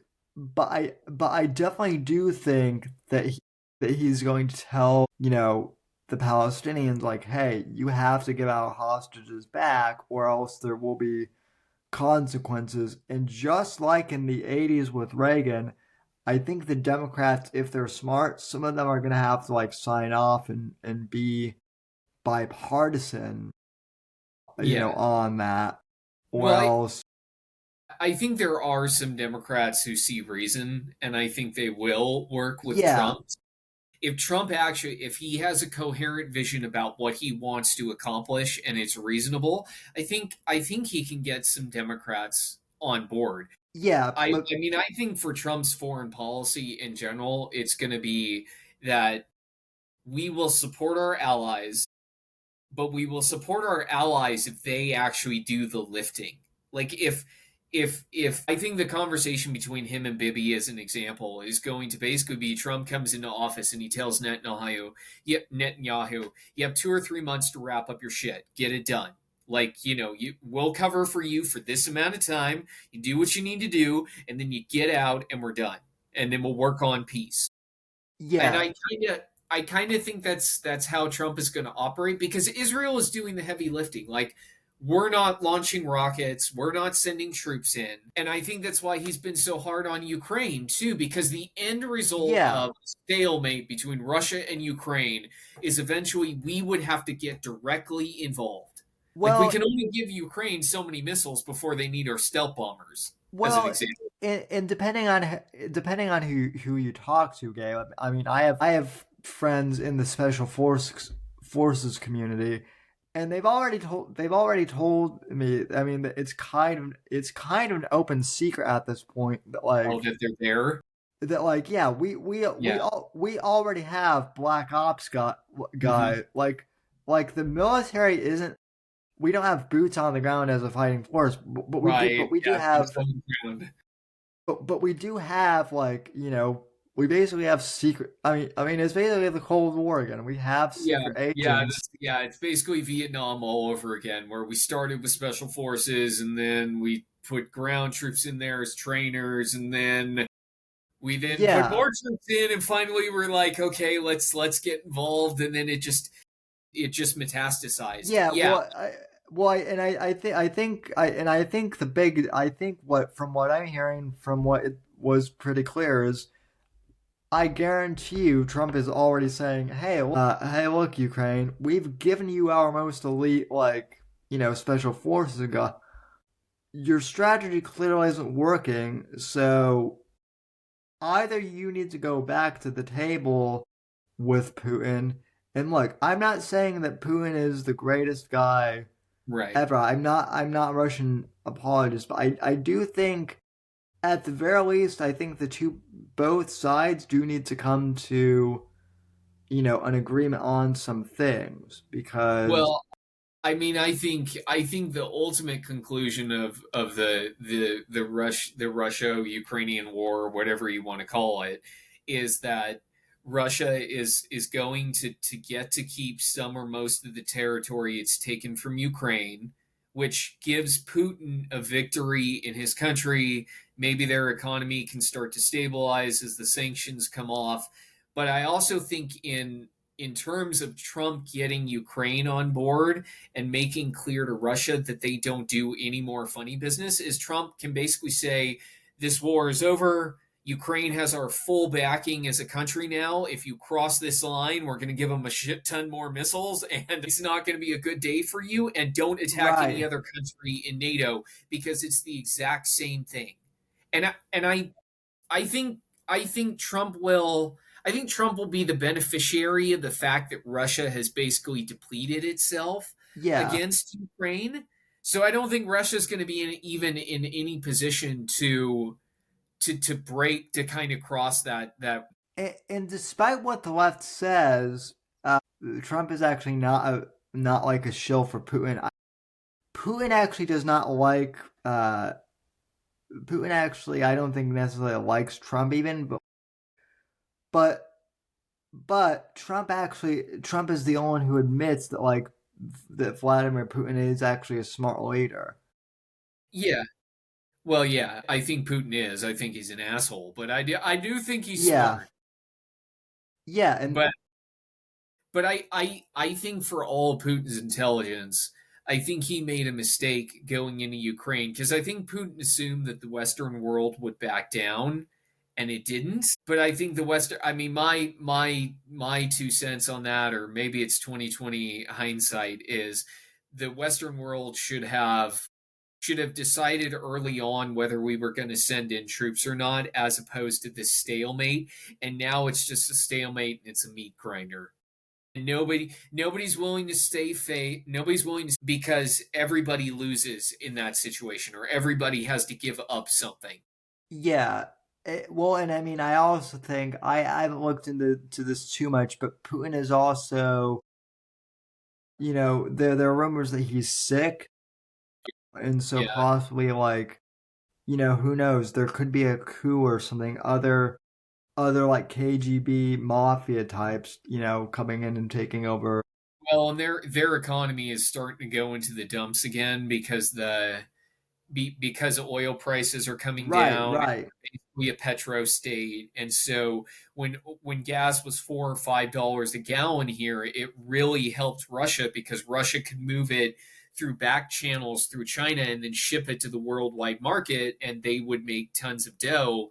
Now with gas like at $3 a gallon, it's a microcosm of the fact that the world economy has shifted and oil and gas are cheap again, and that's really hurt them at a time when they're still spending loads of dough to fight this endless war in Ukraine. So I mean, Yeah. I think Russia can use it to save face in terms of like, we won this part of territory, like Ukraine is now back with us, and they can start to repair their economy.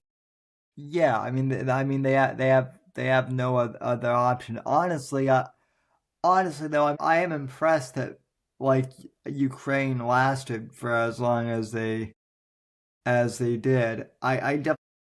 I do think that at least the West media really did underestimate like just how good the Russian fighting force is. Yeah, they've gotten. I mean, they've gotten better over time. I think the Russians underestimated Ukraine at the Right, beginning, right. and then they got better. And then like the fact that Russia is a much bigger country than Ukraine and has a much larger military. Like I think that played a part. But it's kind of like that. It's kind of that. It's in military circles. It's logistics wins wars, and Right. so ironically, like the more territory you take, like the further you get from your own borders, it actually becomes harder because your opponent usually gets condensed. So like their supply lines get smaller, they have to defend less territory, and your logistics line actually gets longer. So ironically, Russia taking so much territory has actually helped Ukraine because it's got less territory to defend. Which, Yeah. I mean, the goal is to take as much territory as you can, but that doesn't change basic military 101. Right. So, well, I mean, it'll be interesting to see what happens. I especially want to see what happens within Trump's first 100 days. That's always very interesting to look at. Uh, Yeah. I don't know. I know Trump is saying that like he'll negotiate, peace with Russia in Ukraine while he's president elect. Mhm. That would be nice if he initiated it, but I don't think he's going to actually be able to do much of anything until Well, he's I don't think he legally can. right. Yeah. But I also know that, I also know that Trump's team is having conversations with the Yeah, Biden yeah. team. So, whether it starts at the end of Biden's term and Trump's team just picks it up, or whether it's really being led by Trump's team right now and Biden's team is kind of just doing the official legwork because legally they can. I honestly think Biden's old school and he wants Trump to succeed. So Yeah. I don't see them throwing up roadblocks to like Trump trying to do things through the Biden team. So like I can see Trump like working on this stuff right now unofficially, and then Yeah. some of it actually being carried out just through the Biden team through the transition process. Well, the other thing too is I I actually do think that like Biden. So the one thing I do know for sure is that Biden was pretty pissed that he was forced to Right. step aside. Yeah. And that's pretty obvious in the sense that like he he basically did like a telephone endorsement of Kamala after he supposedly got COVID, which that was maybe he did actually have COVID. Even if that's true, the fact that he never did like that he did like a face to face endorsement until the convention for Harris is very telling. I also think it's very telling that the entire time he was meeting with Trump last week, he had the biggest smile on his face that I've seen from him in a long time. I don't necessarily know if I buy the theory that he voted for Trump, as some people are speculating. Although who knows these days? Politics is wild. Yeah. I actually do think that, like, even if he didn't vote for Trump, I think he kind of won. I think he kind of wanted Trump to win just to spite, the Democrats for kind of throwing him out. I definitely think there's animosity between Biden's team and Kamala's team, and I think there's definitely animosity between his team and just the Democratic Party in general. Like, yeah, I mean, they basically threw. I don't agree with everything that Biden has done, but I do think he is in his own way, he is a public servant, and he served his party for 50 years, and they threw him over the bus for a black lady who can't speak coherently or have a single thought in her head that's original. I'd be pissed too. Like, well, I relate to Joe. It's more than that. It's also the sense that, like, even back as far as 2007, 2008, Joe Biden has always kind of been a joke figure within the Democrat Party. Like, even Obama said, yeah, I mean, Joe gas, but I mean, come on, that's Joe, for you. Like, no one in the Democrat Party has ever really respected Biden. I mean, the reason why Obama picked him was to get the liberal white vote, but also because Biden had foreign policy chops that Obama didn't have.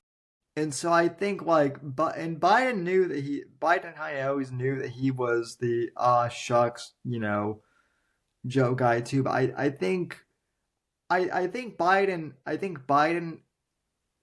for all whatever we may think about the 2020 election, I think that Biden generally thought that he won the 2020 election, and it was finally his time.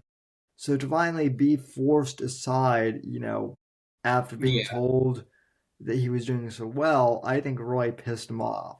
I would certainly be pissed. I mean, and Biden is an old school, and I can absolutely see him being pissed off. I mean, he basically was a savior of the Democratic Party in 2020 to stop Bernie Sanders. I mean, like, they came to him, and then they all dropped out, endorsed him, and he, quote, saved the party. And now, because he's old and he doesn't serve a purpose anymore, they just discard him, which ironically is kind of what the hidden message of DEI is, which is like, you're the token white guy, and we'll move you aside if it works for somebody else that we like more. Well, even in 2020, because I paid attention to the Democrat primary, because I wanted to see who Trump was going to go up against, and I distinctly remember there was a lot of pressure for Biden to pick someone who was diverse and a woman as well. And basically, I think Kamala's appointment basically was like, he was kind of maybe not forced to pick her, but I think she was kind of like, the best choice for him as far as, like, maybe the DEI requirement. But I don't think he would have picked her unless he was really nudged to. That's what I'm saying. No, I agree. I think he was told by somebody, or his advisors told him, you need to pick somebody who's an up-and-comer, who's not white, because that's where the future of the party is, and you're a, quote, bridge candidate, and, this is the person that you'll hand the party off to. But then when Biden was like, I want to run again, I think that's where the animosity really started popping out. because suddenly that bridge candidacy actually was more than a bridge candidacy. It was a I want to run and go through 2 full terms like any incumbent presidents. And that's where I think kind of the internal knives and dynamics came Yeah. out. Well, I also don't think, to be fair though, I don't think that people, I mean, there were Democrats, and they've all since deleted their tweets now, but I mean, the Dems knew that Kamala wasn't a viable presidential candidate, and they all knew that, and Mhm. so I think that was also very telling too, was like, they basically all like took a 180 turn from like, oh, of course Joe's gonna run again, because there's no way Kamala can run, to all of a sudden overnight, Kamala's the greatest candidate ever, and she'll be I mean, so. I think, I think, I think those in like leadership in the party, like Pelosi, Schumer, Obama, they knew that she was a weak candidate. But Yeah, I don't think all the younger the other Congress people, the other senators, the staffers, I don't think they believed that, and I think they were the ones, along with like these wealthy donors, who also didn't believe that or didn't right. know it. They were the Yeah. ones who pushed Biden out, and by the size, by the force of their numbers, kind of shoved the party towards this direction. And I think it became pretty clear right after she became the nominee, that she was not a good candidate, and that's where the vibes candidacy kind of came in. Yeah, well, they hired all these like TikTok, Hmm. like the whole campaign was basically like a PR. Yeah, I think that they kind of thought in a weird way that they could do what Trump did with like what yeah, they were trying to replicate the 2016, I guess, meme wars right, candidacy of Trump yeah, without ever actually realizing what the meme war, you know, election was. yeah. I mean, I think at the end of the day, it was the economy, and it is true that like governments across the world are struggling just because of all the things that are going on. And then I do think it was partially how weak a candidate she was, and also how unique a candidate Trump was and is. I think all those things are intertwined. But I honestly think, my opinion is, if the Democratic Party had stuck with Joe Biden, they actually would be in a better position. Oh yeah, totally. Because the thing is that the party would, for better or worse, the party would have had a more clear direction if Joe had lost and Trump was going to become president, because the party would have a clear direction to be like, well, let's just become more liberal and go with DEI, which is means that they would have gotten blown out in 2028, but at least then at least for the next 4 years, the party could be like, we know the direction we need to go. Versus now, the party just doesn't know what to do, and it's going to be the republic. It's basically going to be the equivalent of the Republican Party in 2016, where you Right. had the gambit, like you had the social conservative Rick Santorums, you had the business friendly Ben Carsons, you had the establishment Jeb Bushes, and, and then there was Trump. Trump was his own Trump was his own thing in 2016, but the thing that he encapsulated was that anti-establishment. I am tired of being told by people the same shit is going to work this time. And I wouldn't be surprised if there's a candidate in 2028 on the Democratic side who can kind of encapsulate that is the dark horse that comes out of nowhere and is at least competitive. Yeah, you're probably right. Oh, I'm actually going to clip that too, to see if to see if that prediction comes true. I mean, I don't know. I can't give you a name right now, so it's No, just kind of no, but it's just kind of a feeling. I I think you might be on to something though, for sure. Yeah. The one caveat I will add to that is more so now than ever though. The Democratic Party is very governed by its elites, and those people love consistency. So I would still, I mean, much as I think that could happen, I would still put my money on like a Josh Shapiro in Yeah, 2020 because it's safe. He's going to do the moderate, like white guy kind of semi-liberal policies, not rock the boat. And I think that's what the donor class is going to like because it's a message that they agree with. the Dems are well. So right now, the Dems are they're already floating like Mark Cuban as their like anti-Trump, basically. Hmm. The pro, Yeah, like the businessman who comes out of nowhere or like has a yeah, track record and yeah, yeah, blows it. Yeah. yeah. So hey, he's our Donald Trump. He has Yeah. reality. He has reality TV show too, and he Hmm. also is like but but the problem with the okay the problem with Mark Cuban, and this is the same problem with Oprah too. Hmm. I mean, and Oprah's kind of already discovered this the hard way. Both Oprah and Mark Cuban, in their professional careers, were always their whole brand was, "Hey, we're non controversial," Yeah. right? And so for them both to take these really controversial stands in Hmm. 2024, it really bit them both in the ass. Yeah. Cuban especially, since he's like one of the Shark Tank guys. Hmm. And so, contrary to what some people are saying, I don't think he's going to be the anti-Trump just because I don't think he can be. He doesn't have the the clout to do so. Yeah. Even more so with Oprah. The thing with Trump is he's always kind of been the outlandish, bombastic, Hmm. controversial guy for as long as he's been around. Yeah. So Yeah.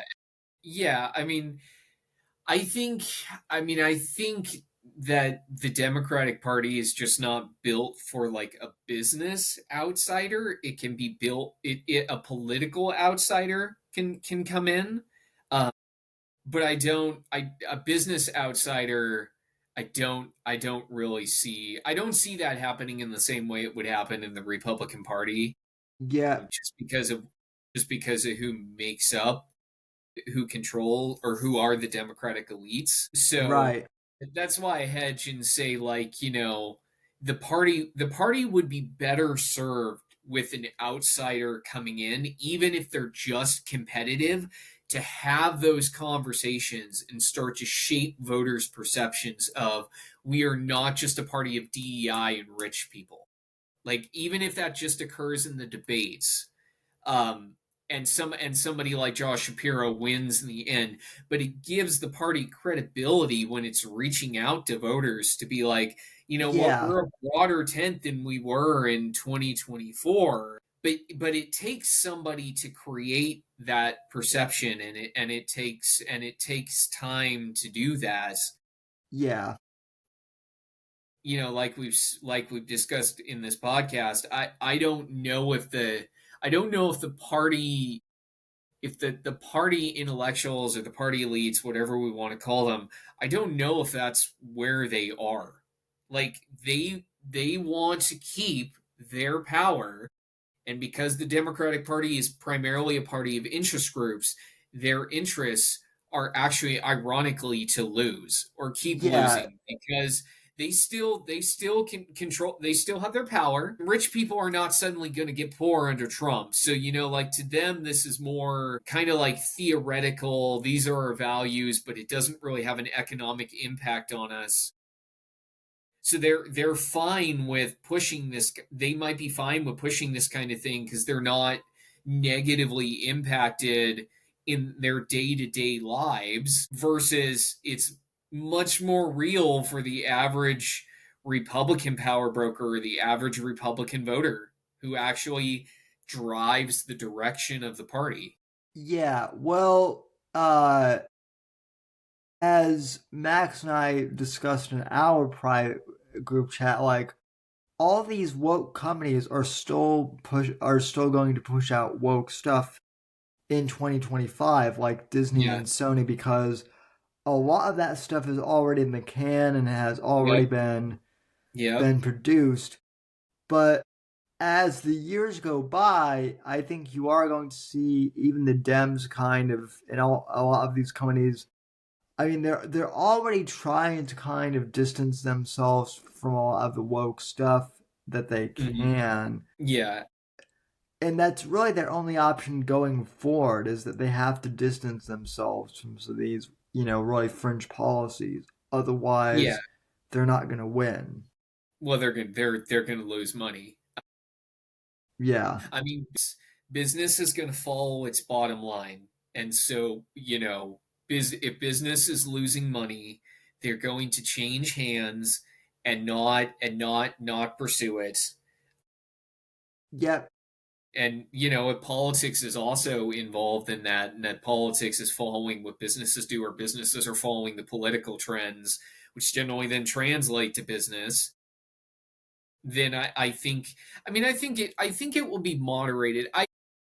I don't think that the Democratic Party or big business or big companies, whatever, I don't think they're ever going to fully give up D, but I think it's going to become much more strategic and targeted. Yeah. For like, so like as an example, for like Marvel movies, instead of just gratuitously throwing out, like, I think it was the the Marvels or something like that, where they had the three teenager female superheroes, Yeah. Yeah. Yeah. really convoluted mess, and you could tell that they were in there, or you could tell that they were in there because they needed DEI, but Brie Larson was so toxic that they couldn't even bring Brie Larson back into it, so they dropped her, and it was Right. just terrible, and they lost a ton of money. But then you have Avenger movies that do super duper well, that have black characters, white characters, women, men, Hispanic, blacks. I think it's going to become much more strategic in that the major figures, say in movies, are going to actually once again fit the role versus just being thrown in there so you can check a diversity box. Yeah. Yeah, and I mean, I think that's what Hollywood is learning too, is like Yeah. people don't hate diversity. You just have to like do it well and not Right. force. Like if you have a black focused, like a black history or a black culture focused movie, nobody's going to bat an eyelash if your main characters are black. But if you have a movie that's like a remake of a white superhero movie or whatever, and you make the character, I don't know, a Hispanic woman or Hispanic transgender Yeah, woman, then people are going to be like, what the f is this? Like, this is not my movie. Like, what are you doing? yeah, yeah. Well, it's the old Netflix meme of like of like Cinderella, and then Cinderella's like But yes, like and Cinderella's, I can't remember her name, but the main character who's playing Cinderella in the new Disney live action, like, she's yeah, she's the epitome of DEI, and I really wish you would STFU, because you're gonna cost us like millions of dollars with this movie because you're so unlikable. yeah. Well, they they never learned that lesson with with the Little Mermaid, or Yeah, yeah. So, I mean, I think like I said, I think DEI and wokeism, I don't think it's going to go away. I think it will just kind of, No, like a wave, it'll recede a little bit. yeah. Well, I mean, there's always been. So the thing with woke is there's always been woke in Hollywood, like even going back to like the late 80s. But like nobody called it woke back Yeah, then because we yeah. didn't. The thing of it was like there's always been like left wing propaganda in movies. They were just a lot more subtle about it. Hmm. Now they just shove it in everybody's face, and they're a lot more Yeah. blatant about it. Yeah, you know, So the analogy I think of for that is the Revenge of the Sith, which was like the sixth Star Wars movie, but technically it's the third in the series. yeah, And you could tell that, and George Lucas is a well-known liberal. It's no surprise, and he hated the yeah, Iraq War, and the Iraq War was going on back then, and so he threw in a couple lines in the movie that you could definitely tell were like alluding to the Iraq War, like when Senator Padme is watching Emperor Palpatine be like, "We're going to reorder the Republic into the first galactic empire," she says. So this is how democracy dies, with thunderous applause, in reference to yeah, like all the democracies that have fallen from people who fall for authoritarian dictators. And then there's when they're fighting on Mustafar, Anakin and Obi-Wan, and so Obi-Wan's trying to bring Anakin back from the dark side, and so Anakin eventually says like, "Well, if you're not with me, you're against me," which is an allusion to what George Bush said when he was talking about the axis of evil before the Iraq War. Like there were those kinds of subtle things that if that you had to right, be in the know to know were political references and kind of reflected the preferences of the actors or the director. But yeah. it wasn't so in your face. Like, you kind of had to pay attention to catch those things. And didn't shape your perception of like the franchise or the actors or the directors, because you're kind of like, oh, they're liberals. Yeah, well, and I mean, I think the other thing too was I think social media, maybe not in the early days, but definitely by like the mid 2010s, also became a big part because now everyone had the ability to like put out these ideas, and Yeah, they might not have been good ideas, but if they got views, oh well, yeah. all the better.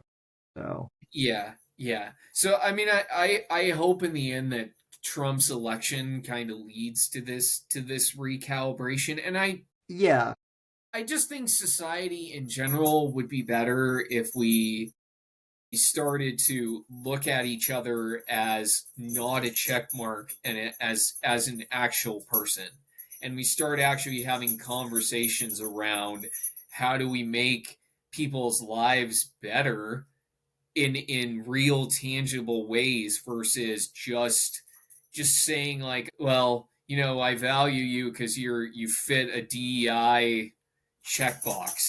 that's my hope. I mean that's one thing that I've always tried to do here on the podcast, you know particularly within the last like 7 or 8 years even. I mean I talk politics with you and Adam and some of the other guys, but like I also have authors and other people on who aren't even political because like I feel like there's a lot of noise, and I'm just willing to talk out people, about whatever on, the show and see Yeah, people as human. right, yeah, and I think I think people. I mean, I think people want to be seen as people. But Yeah. I don't think a lot of people want to be defined by just their external features. Like if your main feature is you're white or you're black or you're Caucasian or you're African American, even even being a Caucasian says nothing about your historical Right. heritage. Being an African American says nothing about your historical heritage.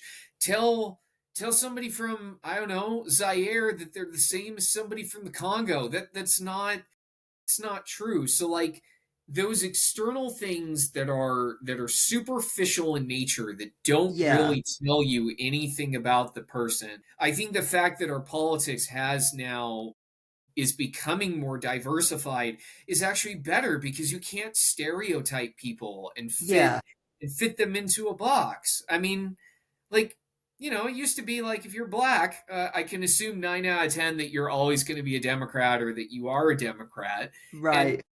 or Hispanic, like, or Asian, like 7 out of 10. And now that's not true anymore. And I think that's a good thing Yeah.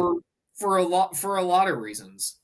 Even someone like me who, is in a wheelchair, my disability is fairly obvious. If you didn't know me, people would like automatically assume that I was a liberal, and even in my early days of being like a conservative commentator, like I definitely had offers to be the quote unquote conservative wheelchair guy, and I could have grifted off that and made a bunch of money, but I chose not to, because I didn't want the right to be, to do the identity politics, because I Yeah. don't think that helps anything either. Yeah. And I mean, it, it's part of who we are, but yeah, it doesn't. it doesn't define. Yeah, I mean, like and like I said, really, like I don't even really focus on politics in this show as much as I used to. Like I focus more on the fact that like I'm a writer, and like Yeah. I Yeah. write political thrillers. And my friend who's also an author and who also served in the special forces, wants to come on. Oh, so what's your perspective as someone who served overseas? Right. On Right. XYZ topic. So, Yeah. stuff Yeah. like that. So, And I think that ties into what we've discussed about, like, the media becoming diversified, so people can hear these differing opinions and just get different ideas and thoughts. And I think at the end of the day, that's all a good thing. I think we've seen where groupthink has kind of led this country, and it's not, yeah. so far it's not been good. I don't know why that would change, but Yeah, hopefully we'll learn, and I'm optimistic that we already kind of have, but hopefully we yeah, continue to learn that like groupthink and identity politics and tribalism isn't doing us any favors. yeah, yeah, and in lots of aspects of our society. So I think I call it kind of getting back to a sense of normalcy, but what is it? What's a meme I saw on Twitter? Bringing sanity back, or something like that. I kind of look at it that way. Yeah, absolutely. So, well, anyway, man, I don't want to keep you, too much longer. I know we said an hour and a half, but here we are, 2 hours and I know. I think we've blown past the timer. That's just that's typical for the Whitfield report at this point. Honestly, there's kind of been this whole meme that I pretty much do the Joe Rogan thing now. But it's really easy to go on for 2 to 3 hours sometimes, just talking. So which is all. Yeah, it's an organic conversation. Like, people enjoy each other's company. I think this is what people like about online media, is that Yeah, it's a conversation. It's not necessarily a debate. It's two people enjoying each other's company, and the fact that people can watch it means that they get to enjoy your company. And it in a way, it is the benefit of social media, to the degree that yeah. you can find camaraderie with people that you never would know of or find camaraderie with. It's the whole reason why I got into podcasting, going on 18 years now, honestly. So, Yeah, yeah, and I think it's a benefit of social media. I know we hear all the time about the negatives of social yeah. media, There are some benefits to it. Oh yeah, for sure. Well, I mean, if it wasn't for social media, I mean, I have so many friends who, like yourself, who I never would have met, who I'm closer to in some ways than I am people who I went to high school with. So, Mhm. but anyway, well, do you mentioned, I think either you or Adam mentioned you have a podcast or something that you do on occasion, or I do on occasion. It is on hiatus right now until I actually have a little bit more time to focus on it.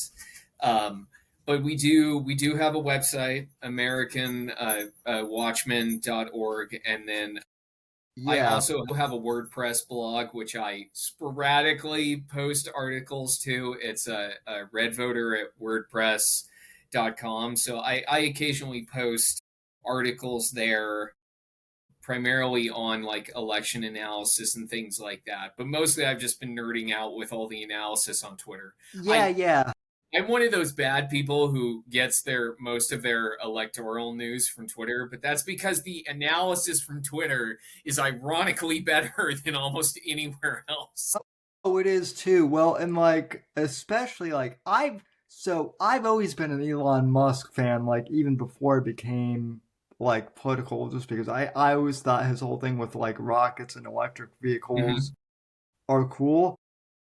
But like honestly, Elon Musk becoming like a champion of like conservative values Mm-hmm. would have never been on my bingo card like 5 years ago. So Yeah. Yeah. I think what was it a fun stat for your audience was before Elon Musk took over Twitter or X, the user like analysis of like political preferences, it was like 65 Dem, 30 Republican or something like that, or conservative liberal, and now it's almost dead even in terms of yeah, the split. But I mean, the people that I follow on Twitter tend to be like conservative election oh nerds. yes, So they built like these different election models that tried to predict out the votes in all the swing states, and their analysis was better. Like their analysis was more in depth and better than you could find anywhere else. And these are people who are doing it in their spare time, who are not really right. making any money off it. And so they have no reason to lie. Like they have no incentive to lie. They want their models to be right, but they're not making any money off the result one way or the other. So I've just found that it's a lot more refreshing to see that type of analysis, and I can form my own opinions from the data that they provide versus listening to some talking head on 5 or 10 minutes on for 5 or 10 minutes say the same crap that we've all heard 100 times that gives me Yeah. no additional information. Yeah, I mean same thing. And I mean like I've always used Twitter as like a news aggregate feed just to Mm-hmm. check like news in real time and get like both the left wing and right wing talking points and like sort out the fact from the middle there. And I think that's a lot better. So you're active on Twitter still then I take it, and that's good. Yep, yeah, I still am. I mean, I mostly do electoral analysis, but yeah, I'm still active on Twitter. Generally it's just reposting other people's stuff. I don't have the time to build an election model, but there's good takes on Twitter and bad takes on Twitter. Yeah. But I just generally follow, at least this time, I just generally follow the people who are right or much more even keeled in their analysis than some others I've seen. Yeah, well, that's good. I just wanted to give you a chance to promote, anything that you might have, hopefully if you get, more time, like I'd love to help you promote your podcast. Definitely, I mean, I think I'd love to get, American Watchmen and perhaps do the right to offend American Watchmen merger like we've talked talked about or something. I definitely think there's a lot of potential in the future. So Yeah, yeah, yeah, I think so too. So yeah, but that'd be cool. Anyway, man, well, I want to thank you and also to Adam both for coming on, and real appreciate you coming on to chat with me on Monday night, and thanks to you folks for tuning in, listening, and if you've made it this far, you're awesome. So yes, thank you to your audience for sticking with us as long as they have. But I really enjoyed it. Oh, they're used to 3-hour live Well, there you streams go, on Wednesdays. So then they can just watch this on Wednesday. Yeah, or tomorrow since it's Tuesday. Well, there you go. Yeah. But to the folks listening, Max and I will see you on Wednesday for the Thanksgiving live stream, and we might have a couple of guests pop in as well. So you Gabe, are certainly welcome to come if you're available. But if not, I hope you have a happy Thanksgiving, and I'm sure we'll talk before the holidays in the year's end. So absolutely, yeah. Happy Thanksgiving to you too, Sam, and to your audience as well. All right, sounds good. We'll talk at you Wednesday, folks, and thanks for listening. The right to offend is not some pesky little part of freedom of speech that we have to put up with.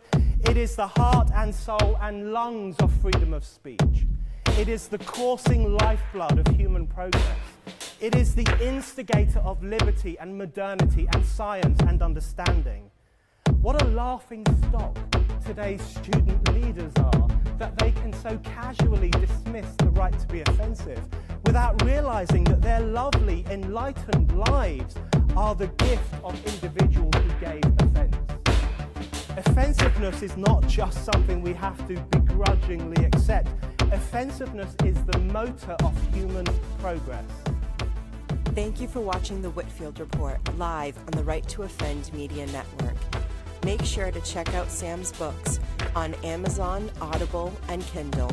You can follow Sam on X at SamW_NGC and the Right to Offend Media Network at RTO Media. Like, comment, subscribe, and share with your friends. And until next time, God bless, God save this great nation. God, freedom, legacy, in that order.